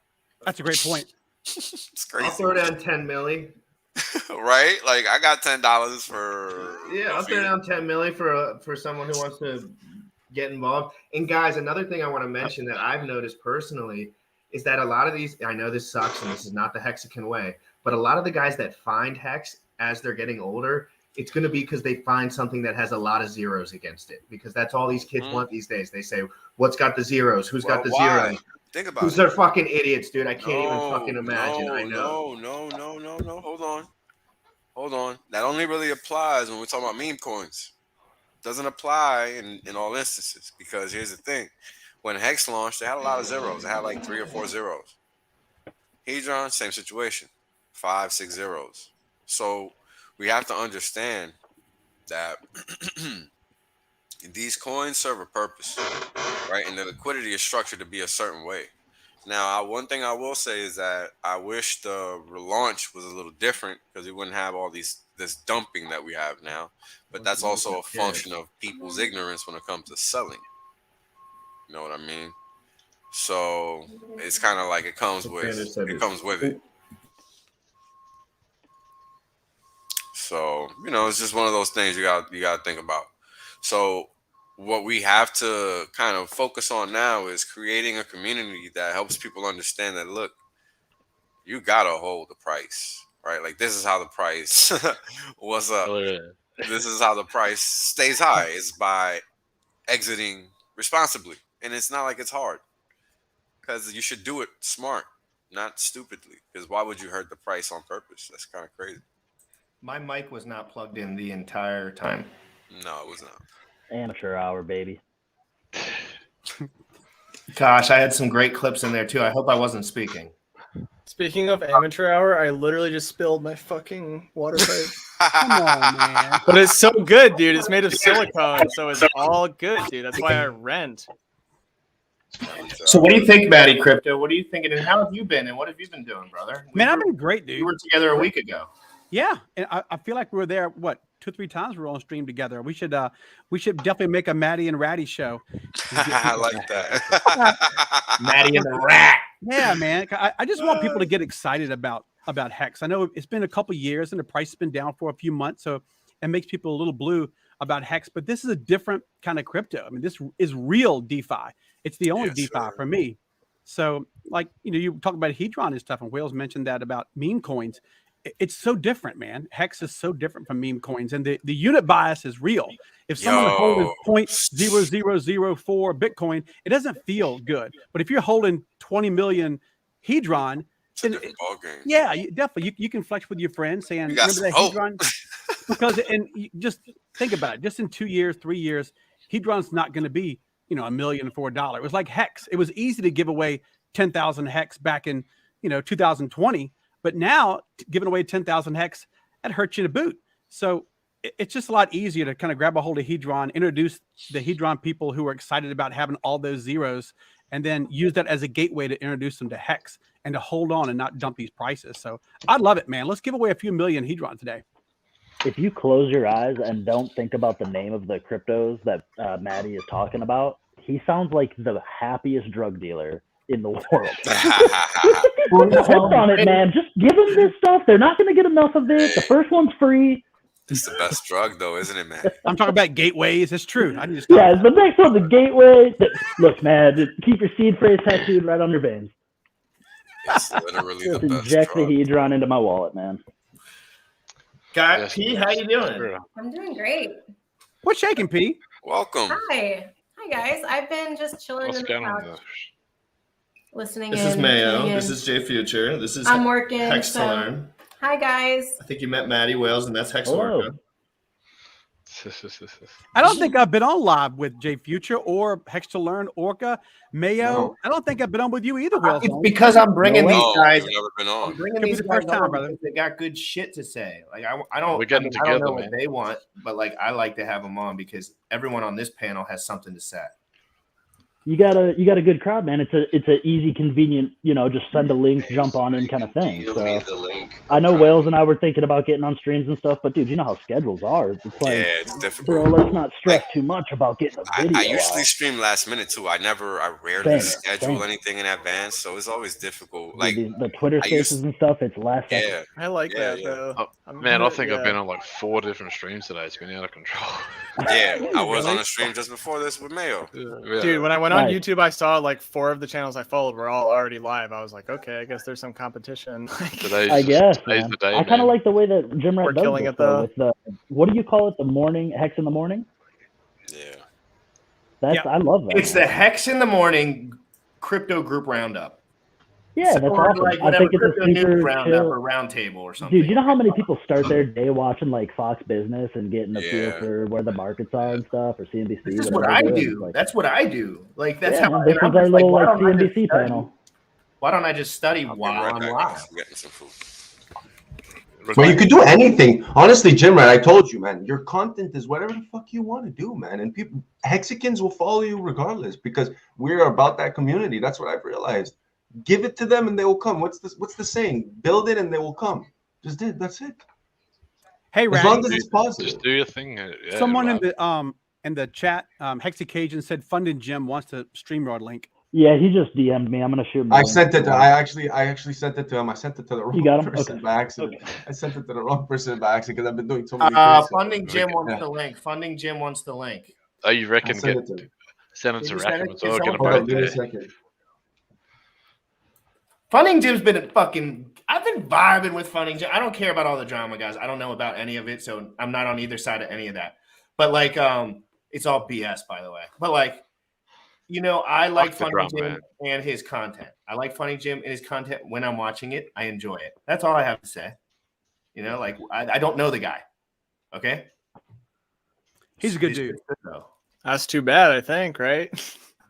Some That's people. too bad. Speaking of the devil, There he is. The Gary, devil? Funding Jim, man. I've got a good name now. There he is. I was gonna change my Twitter handle to be the devil. You gotta wait a pause your YouTube, Gary. There we You go. got an echo there? Yeah, I think Gary needs to just pause the old YouTube. it's all He's good. trying to You're harvest muted. that- You're muted. Sorry, the I was old double view count. I'm all good now. Yeah, how are we now with the views, Ratty? Are we like to 80 or what? Dude, Funding Jim's coming in from the sauna. Funding Jim, what's up, man? How was your day? The shittiest camera on a Mac Air. It's You a look great good. computer, Looks but crisp. it's a horrible camera. Yeah, you're crispy on our side, man. You look good. Yeah, I'm in a pretty nice spot, man. I love like your spending power outside of the United States or out of like Western countries goes so far. If anybody's Okay, now I know where you are. been to Bali or been to South America, Central America, man, your money goes so far. Amazing. Guatemala, $50, you'd live like a king, man. Thailand, Philippines. I heard it's all, get a massage for like $15. Yeah. Come to Australia, you spend 10 grand, you get nothing. Hex Yoda relocated. I think he was in like all the oil fields of north, like the Arctic Circle and shit like that. And then when he retired from Hex, he lives in like Ecuador now, and he's got a nice spot and everything, man. It's pretty cool. It's very cool. I didn't want to stop the conversation. You guys were talking a lot, I think, about Hex and Hadron and like people chasing zeros. I heard just a smidgen of what Wales had said before I came into it. Matty Crypto's trying to. Matty Crypto's doing like a drug dealer giveaway on Hedron apparently. Yeah. I was just telling him, Gary, that I want to get people more into Hex. So if we can use other vehicles, like me and a couple of buddies of mine we're doing NFTs specifically to grab an NFT world over into Hex. And I would like to do that with Hedron too. I want to introduce people who are pumped for Hedron and use that power to get them into Hex in a bigger way, because Hedron might be great and maybe could 10,000x, who knows, but Hex is one that's going to be here for years and years. We create families around Hex. So all the meme coins and stuff that are powerful and hot today, 90% of that stuff is going to mean nothing in the future, but Hex is going to be here for a long time. And Pulse Chain, I think it's going to be the premier blockchain in all of crypto, and it may take only 6 months or a year to get that. So I just want more people to learn about Hex. So whatever I think it's kind of like a joke too. Like we get the haters in Twitter Spaces, and I was like, if I ever find your public address, I'm going to forcibly onboard you. I can send you Hex as soon as I know your address. I'm onboarding you, bro. And with Hedron, now we can send him an HSI. It's like it's like even worse than the devil, whatever that is. Bro, that's where you gotta create your burner account that's doing like free NFT giveaways. Just drop your ETH wallet address, dude. I see so many people dropping addresses on there. I'm like, oh my gosh, just welcoming all the dusting attacks you can imagine. Well, I love the fact that Hex Orca. I think that you've got a great technical background. I think that all the stuff that I've heard over the months and months of you doing these live streams on Twitter Space.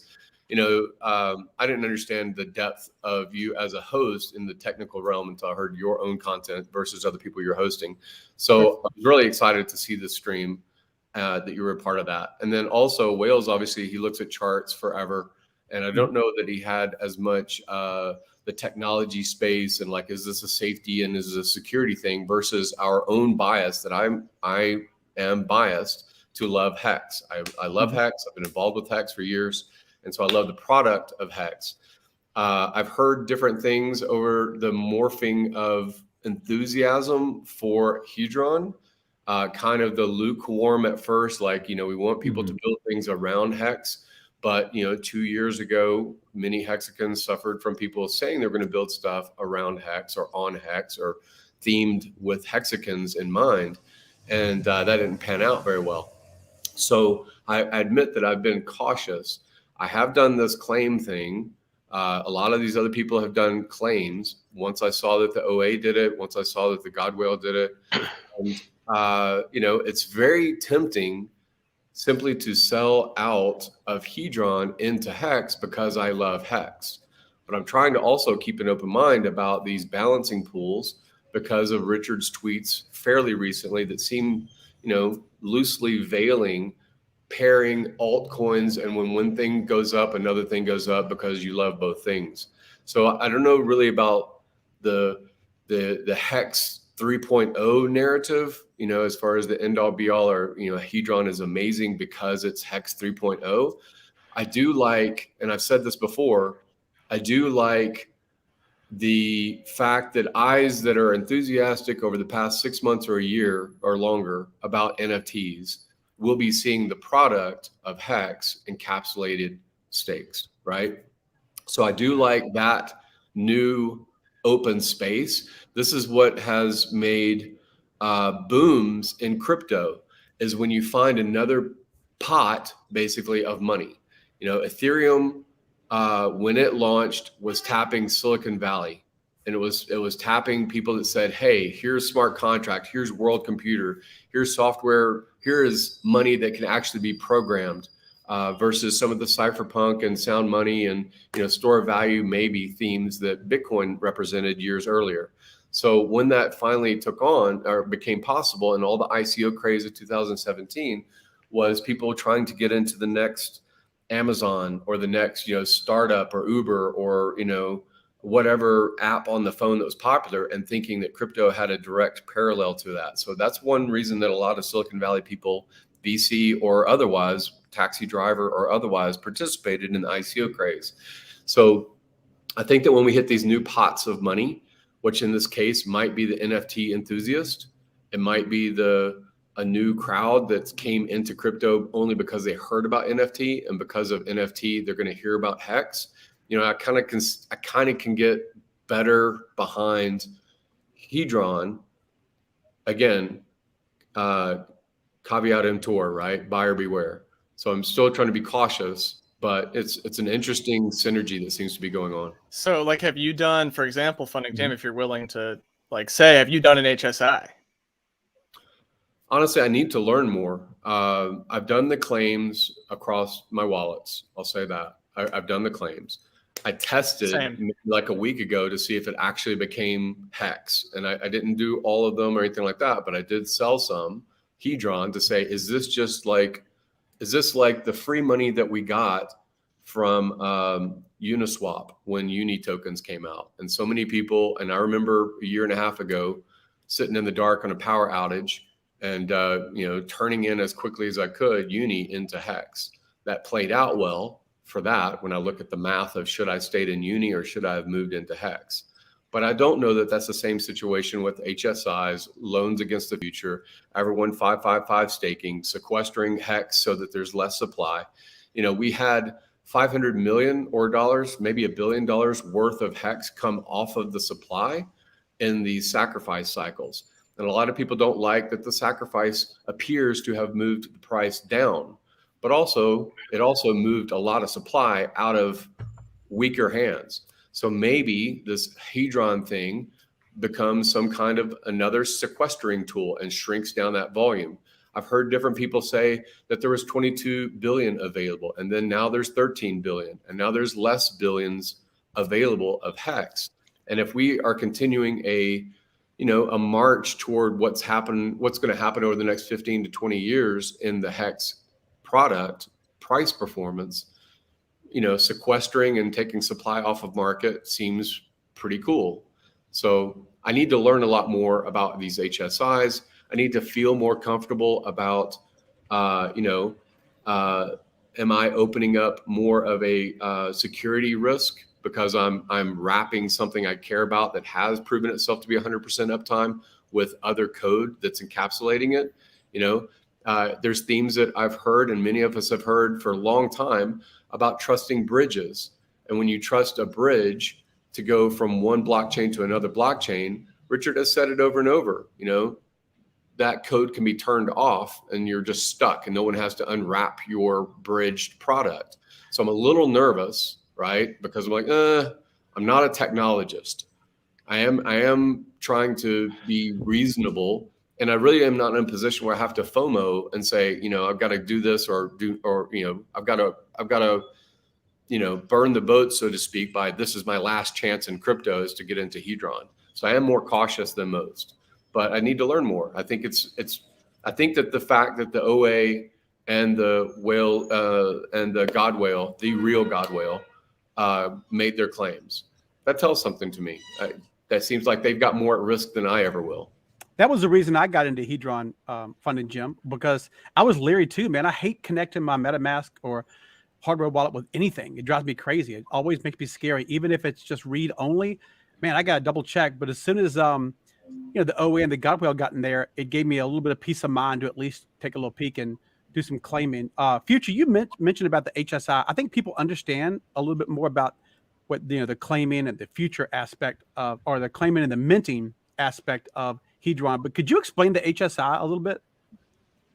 Yeah, so the HSI, so part of Hedron, like why is like Funding Jim, for example, like who's like obviously like all set, and like very successful dude. Why is he interested in Hedron? Well, like there's one part which is free money. If you have Hex shares, you have free Hedron. So like there's an incentive right there for everybody. And the gas fees are, very minimal, especially, if you have big bags in Hex.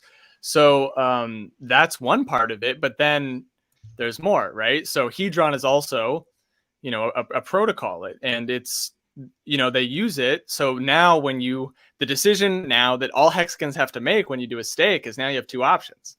I tweeted about it yesterday. We came up with a meme in my Telegram group where it's Leo and he's got, the red, the blue, and it's like HSI or native, because now there are two choices every time you do a stake. And if you're willing to go to HSI, rumor has it that the end stake fee is lower. You actually have three, but it's okay. And 1 second, and you get your fucking chair, dude, threw me off. Dude, God damn it, Famous. Oh, you were saying that there's second thing is that obviously if you do the HSI, you potentially have a lower end stake fee, that's direct incentive right there. And then number two is that now there's this collateralization, right? So now rather than having to only mint the days you've already served, you can mint all of the Hedron that you would get from the stake, the full amount on day one. And then that would be like a loan, because then you have to give it back in order to end the stake. So time out. That's a lot. That's a lot. Brain blast, bro. If you have like a huge brain blast. Yeah. So if you have, what if the daughter addresses? The crazy game theory. What if the daughter address you turn on your video, dude? Will you just turn on your video? So at least I can see when you want to talk. I'm telling you right now, I want to talk. I'm just piggybacking. Give me 2 seconds. It doesn't do it's not like doing the video. It's not doing like the bubble thing when you talk. Yeah, your audio's not, and your audio's kind of wrecked. Damn. Well, then just continue talking about. Okay, thanks. You're talking about being able to mint all of it. Yeah, you can mint all of it because having a 555 stake, and then basically a loan product. Yep. A collateralization, basically. And Yep. it's all collateral as far as I understand. But again, I'm not someone that's looked at the code. I do not know what I would be looking at anyway. So it takes people like Steph, Firebun. It takes people that I've trusted for years to look at these codes and say it's worthwhile.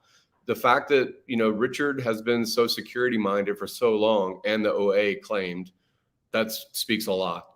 The fact that the real God Whale has made claim speaks a lot.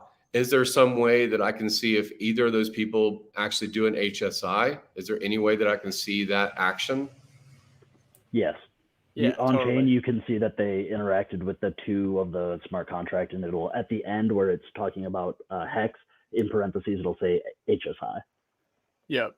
So the other thing you would want to know, Funding Jim, about just like to be on like the roadmap. So you've claimed, and like basically the alpha I give is if you're a total noob, to like crypto, like no coiner, you 5555 Hex.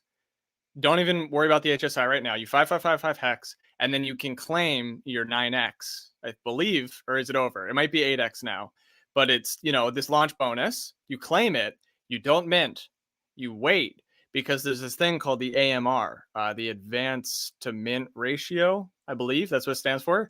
And it's this potential thing. It's kind of like EES, where like it could happen, it could never happen. Like obviously, like in my mind, it's like Murphy's Law. It's happening, right? So what's the AMR? The AMR is another multiplier to mint. So it's like, don't mint if you don't have to mint, don't mint. Wait for this AMR, and then even more free money. You multiply the free money you already had. Like, this game theory. But for all of us that have a lot of stakes, it seems like if we just claim, why do we need to collateralize the loan? If you know what I mean? Like that's exactly it. That was the game theorist. Yeah, like I'm a young man and I don't have that much money, but even I don't want to get involved with that unless.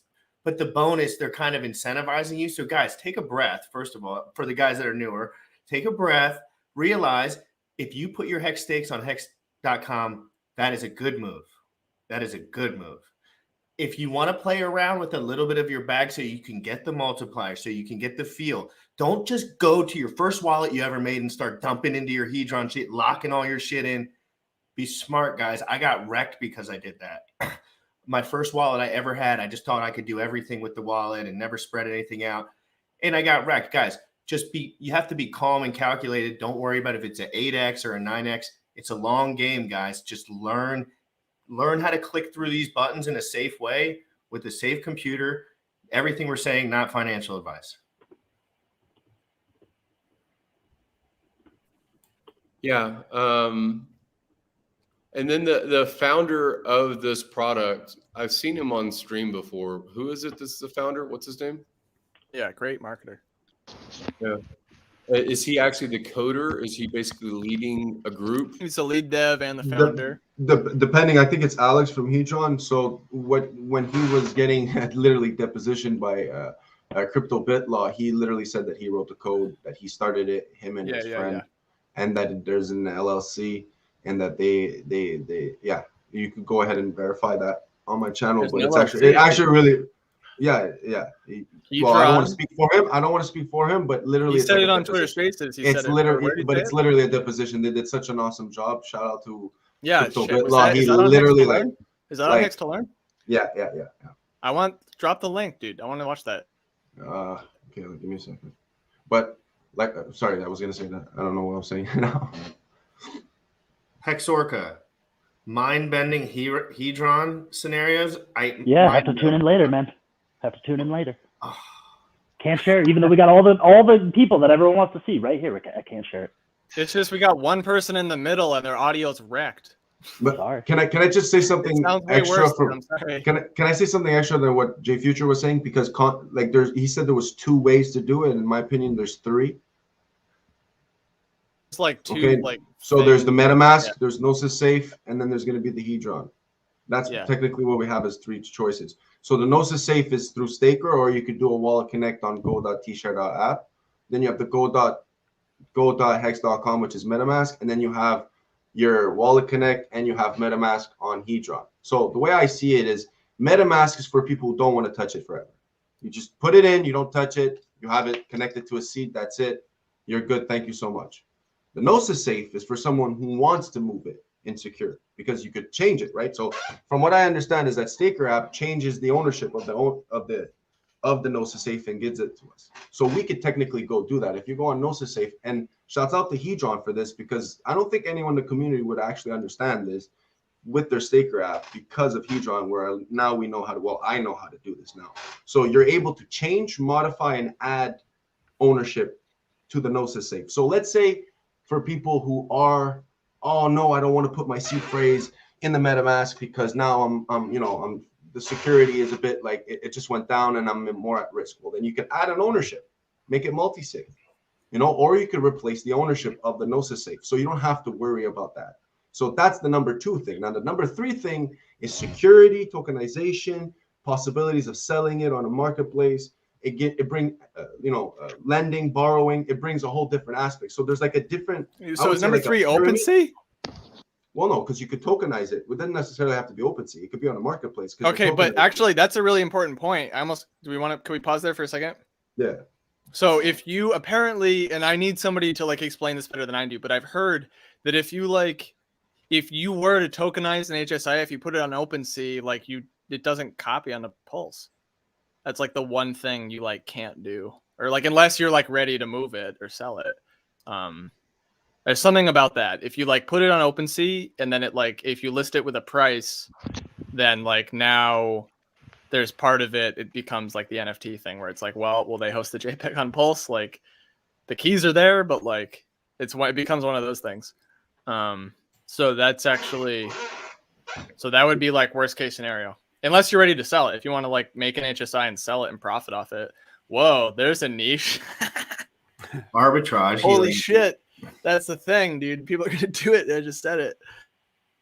So I got a question about the claiming. Let's say if you, obviously if you've got the function, the action there on Hedron, the claim or mint, and your stake is getting ready to end.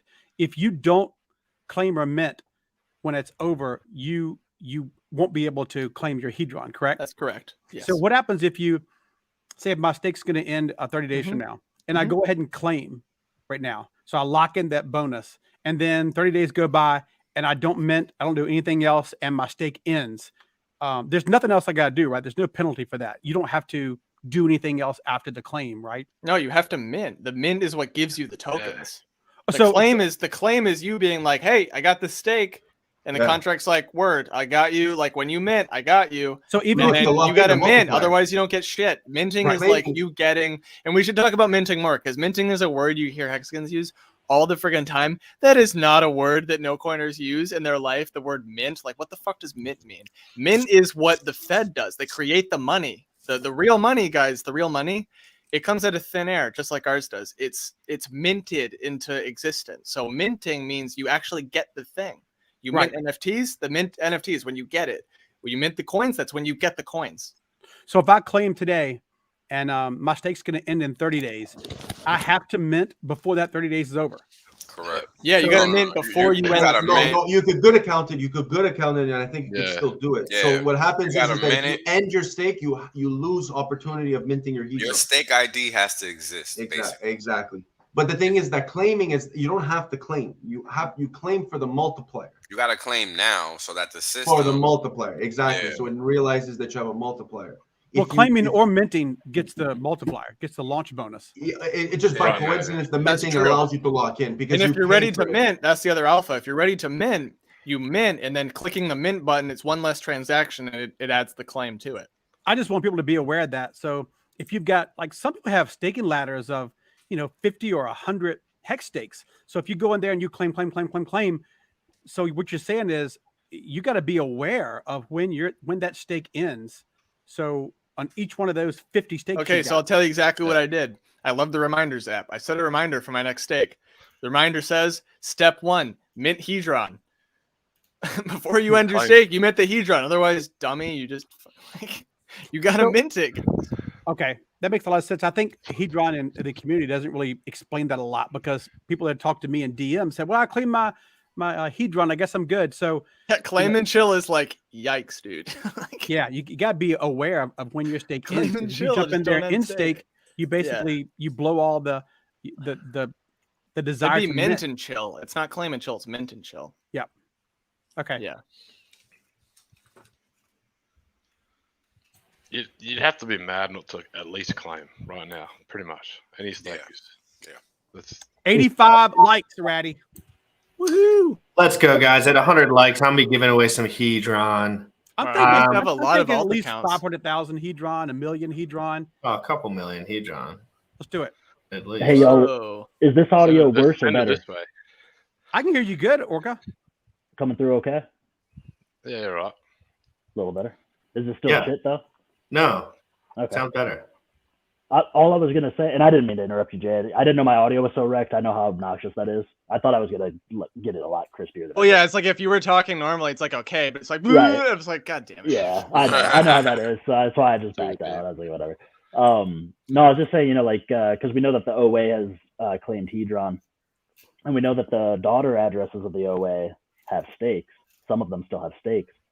And we know that because of the dynamic of the bonus multiplier, right, you could presumably, with a 10x multiplier, pay off the loan of 9 stakes with 1 fully matured, equal T-share valued stake.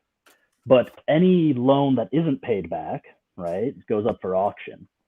Now, who presumably has the most Hedron? The OA. So who could win the auction to earn their stake back would be the OA, and all of the Hedron that gets paid for an auction is burned. So they could make Hedron even more scarce simply by sending it to an untouchable supply by utilizing their multiplier on a matured stake as protection for if anybody were able to make a play where they had more Hedron than the OA in some weird fantasy world, they could just, in the first 10 days or whatever before it goes up for auction, they could just pay off the loan, be right back into owning that stake. And then they still have all the Hedron from all their other stakes. So it creates, I'm not putting any expectations out there, right? And there's nothing that indicates that this would happen. However, if the OA does what it typically does, which is nothing, then nothing happens. But this is one situation where the OA could actually create a net increase in terms of scarcity with respect to Hedron, which would then make hex stakes more valuable. It would make, right, it's a weird phrase. it would make hex more valuable because you would have to go out and buy up larger and longer stakes in order to accrue that same more scarce hedron. And that's something that OA could do utilizing hedron as a means of pumping hex. I think a lot of people forget that the value of hedron is tied to B shares too. Right. But that's what I mean, right? As I can actually make the hedron B share, the B share, quote unquote, I can technically make that more scarce by throwing it into a black hole wallet. Sure can. So I think Motley wants to buy you a new mic, Orca. Please. No, all funds for his mic go directly to me. All funds for his mic go directly to me. I'm middleman that. I'll middleman that. You'll be the conduit. You'll make sure he gets a good mic, Motley. All given away hedron must go through Jim Crypto at a 10% fee. Yeah, I'll sacrifice as long as the funds are only used for Orca's mic. You didn't know that. Right. Actually, commenting in the chat, there is a fee as well that I've been adding up in my spreadsheet. It may not even be the mic. I have trash internet, y'all. I'm out here where the it could be a bunch of things. Could be a bunch of things. Where are you anyway? If you don't mind doxing yourself with at least a region of the country. Yeah. I'm in the southern Midwest. Okay. Yeah, you're out in Ranch Land, Starlink baby. or something. Yeah, I've been looking into it, bro. Everyone is like telling me how easy it is to get set up with Starlink, and I'm like, dude, how far behind am I? Like, I thought this shit wasn't gonna be out for a while. I just got caught up like maybe a month ago on Starlink, so I don't feel too far behind, bro. It's dope. It's there. Yeah. Somebody's looking for Hex ASMR. Check out Sequoia Stone. What? What was that again? Hexagon Man. When Hex ASMR. We have, I don't know anything about ASMR, but I know somebody who does. Come back 4 a.m. There's literally everyone's trying to whisper in the chat. ASMR is hot.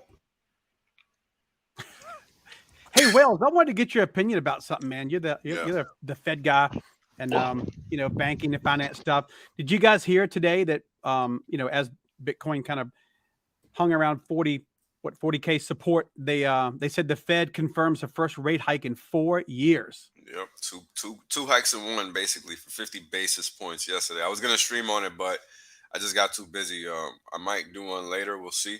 What's it, a quarter of a point rate hike? 2. They did 50 basis points, 0.5%. Yeah. Right. Whew. So you guys got car loans, mortgages. That affects people, man. Yep. If you have any variable rate cost to borrow, your cost to borrow just went up. Yeah, man. It would make you look really smart. Mortgages in Canada just went, ooh.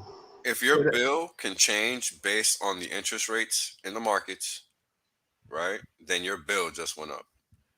Is yours variable or fixed? I think it's fixed. I think yours is fixed. Wait, we don't talk about our shit. We'll find out. Bet I would, Jim Rad, I'm guessing your mortgage is a fixed rate. It is. Because I got a refi in the middle of a COVID dip. If you got a refi, then it's probably fixed. Because I doubt they'd set themselves up like that. Yeah, that'd be true. It's like 2.3%. It was fucking Liddy McTitty. Guys, how many likes are we at? Why did Jay Future's head just come in from the top of the 95 likes, guys? Wow. This did not. We have 95? Yep, 95 likes, guys. 5 more likes. Wow, 5 away. That's amazing. Look, I'm going into an alt account. One of these is going to be a burner. Screw me.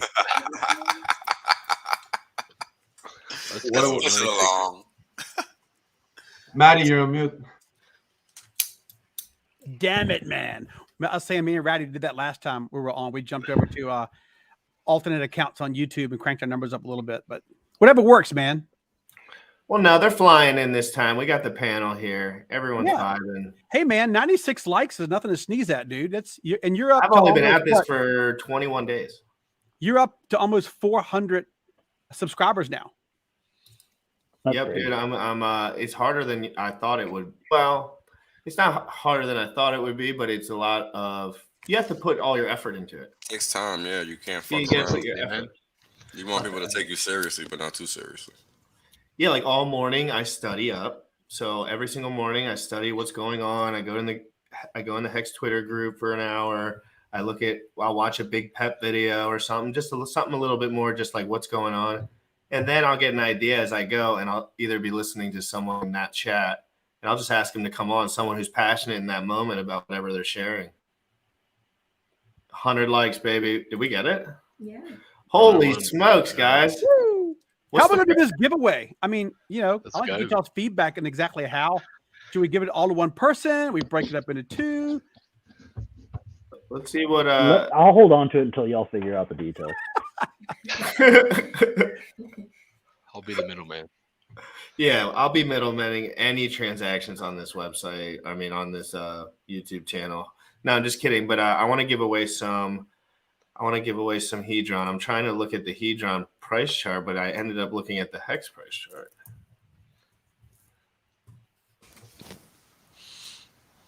I want to make it a nice number so my OCD doesn't get wrecked. What is it, like 5 zeros and a 4? So now? we only have there's only one middleman that we can really trust. Do you guys know who it is in the community? Anybody know? You're gonna say Motley because of the NASCAR? Yeah, it's Motley. Motley had guys. We gave Motley over $500,000. Dude, and I'm not funding Motley, but when I thought it was going to an address instead of like a GoFundMe, which obviously we know why maybe it didn't go to a GoFundMe, I was like, ooh man, that's a lot of trust. A lot of trust. It was pure trust, and he delivered. So he's a middleman that I would trust. With up to 600K, I guess. Well, Motley is a person with integrity, so there's no doubt about. That's right. That's right. Shout out to Motley. Yeah, shout out to Motley. Very cool. I agree with that shout out. Shout out to Motley. Because Motley is the one who onboarded me. There you go. Hell yeah, dude. While we're doing shout outs, shout out Hex Orca. Shout out Hex Orca. Shout out to Hex Orca, best mic in Hex. Okay. He's got shout a out mic. to Hex Orca's It's called beard. a roast, dude. When you Roger, shout out I'm doing yourself everything via on a text from wrecked now mic, on. it becomes a roast. I'm doing nothing but text from now on. Y'all gonna be reading the alpha. That is funny. Dude, I would read your alpha. Little newsletter, the Hex Fucking Orca send it, newsletter. dude, but only if you put it in the private chat. Okay. Gold's up 1.4%. Wall Street doesn't want you to know these 3 stocks. It doesn't want you to know a lot of things, actually. So what do you think, Iradi? A million Hedron? I think we should shout out people we want to come on the stream. You're muted. You're muted, brother. That's like $3. Oh. What the fuck? $3. It should be, so just do it by USD value, obviously. So yeah, I will be give like $50 USD. Well, $50. I'll give $100 USD. I mean, it just came out, guys. So like $50. I'm not sure. Maddie, between the Maddie, 7 of keep us your we hands to have yourself with $50. this one. 100 USD. Let me get this one. Come on. 100 USD. P, let's pick it out right now. Let's. All right. Where's my phone? So, are you guys picking out someone who tweeted it, or how do you want to do the giveaway? Because I would love to do it. I'd love to give away like while we're live. That way, everybody knows, Right. you know who won. Totally. Have them come on stream or whatever. I was gonna say, what if you have to come on stream to claim your product? Okay, then I guess you won't be eligible. Ooh. Must be Okay, present. guys, real quick, so everyone can be eligible. To be eligible, you have to go to Matty Crypto's Twitter Make it channel so right hard. now. Matty Crypto's Twitter channel right now and retweet his tweet talking about the Hedron stuff. It was just probably his last tweet. And that is what P is going to pick through to Probably see his who last wins. tweet. Maybe pin it, Maddie, on your Twitter. Can I do that? Okay. Yeah, so believe if it it's is pinned tweet, it'll be really easy, guys. You just go to his profile. It's Maddie Crypto, your handle. It's at Real Matty Crypto. Okay, so you go to Twitter, guys, type in at Real Matty Crypto, and then click on the profile, You just and he'll pinned it. have it as his pinned post. So the first tweet, retweet it. Hit the retweet button. It's so easy.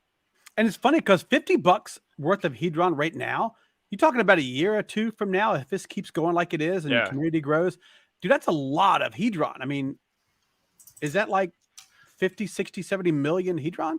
I don't even know. Yeah, Is we that got number to do the is- math. Never do math on live stream. Never. Yeah, even I fail at that one. It's Like, like no, 10 I'm million. not doing it. Like, somebody else can be the calculator. It's like 10 million or something. Quick, Dude, pull the it out. chat should be the calculator. What's Let's the go chat. math? I didn't hear it. I was... How much is $50? How many Hedrons $50 right now? Oh, well, let's see. It's $3.95, so 14, $4 yeah. for a million, basically. So 20 million. 20 million Hedron. How many people? Well, Wills can do math on live stream. It's the only one. There's only I was ready. 41 I was meant retweets to on be this. ready. I was meant to be 41 ready. retweets on Nah, that. Definitely let me open the guess, calculator app. Be honest now. Right. Let them know I actually know how you you did. read. 2 more minutes to retweet it. Just Now so we you can got be eligible. 46 retweets. 41 retweets. Ooh, I better 46. retweet this. Oh, 46.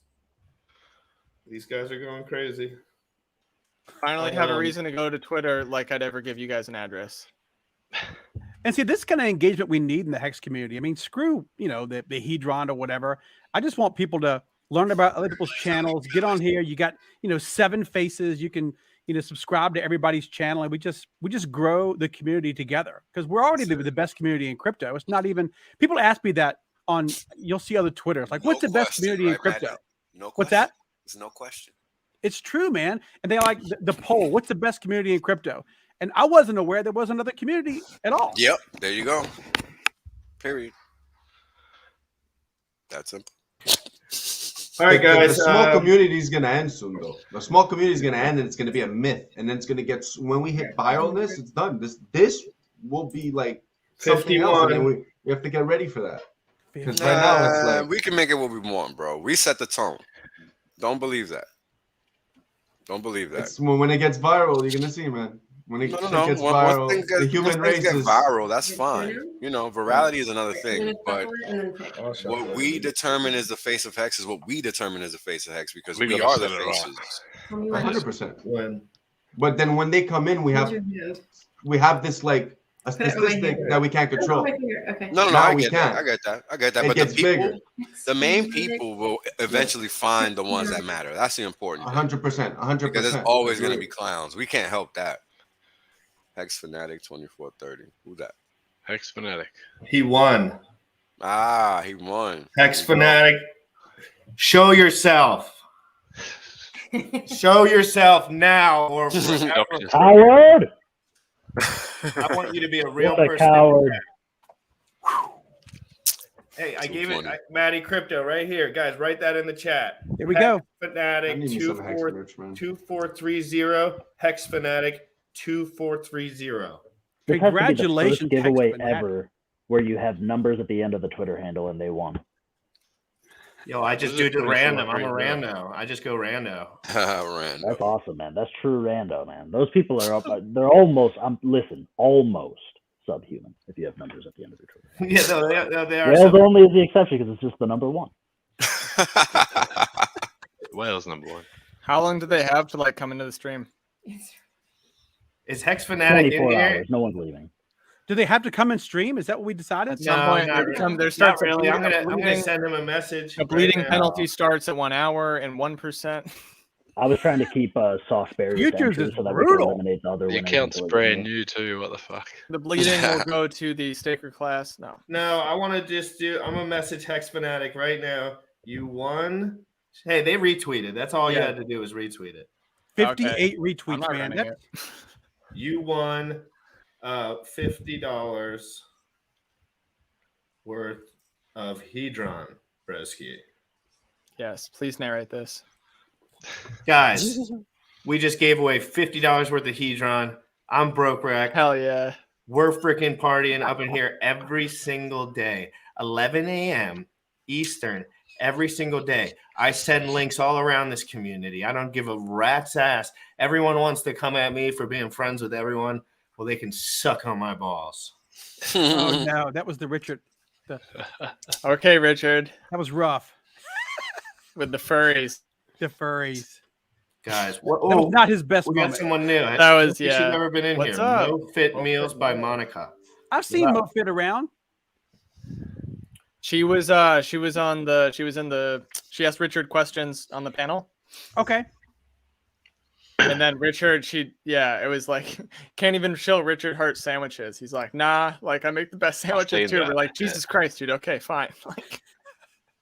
Okay, you make the best sandwiches too, I guess. I think this is a It great was such time. a funny moment. It was like, okay, man. I think this is a great time to wrap it up. We had really good, dense conversation for a few hours, guys. It was really good. Yeah, it was really We're good. starting talking about fuzzy balls now and all this sorts of stuff.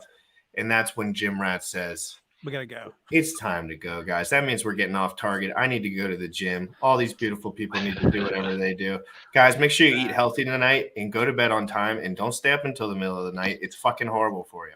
Appreciate that advice. Not going to follow it. Definitely appreciate it, though.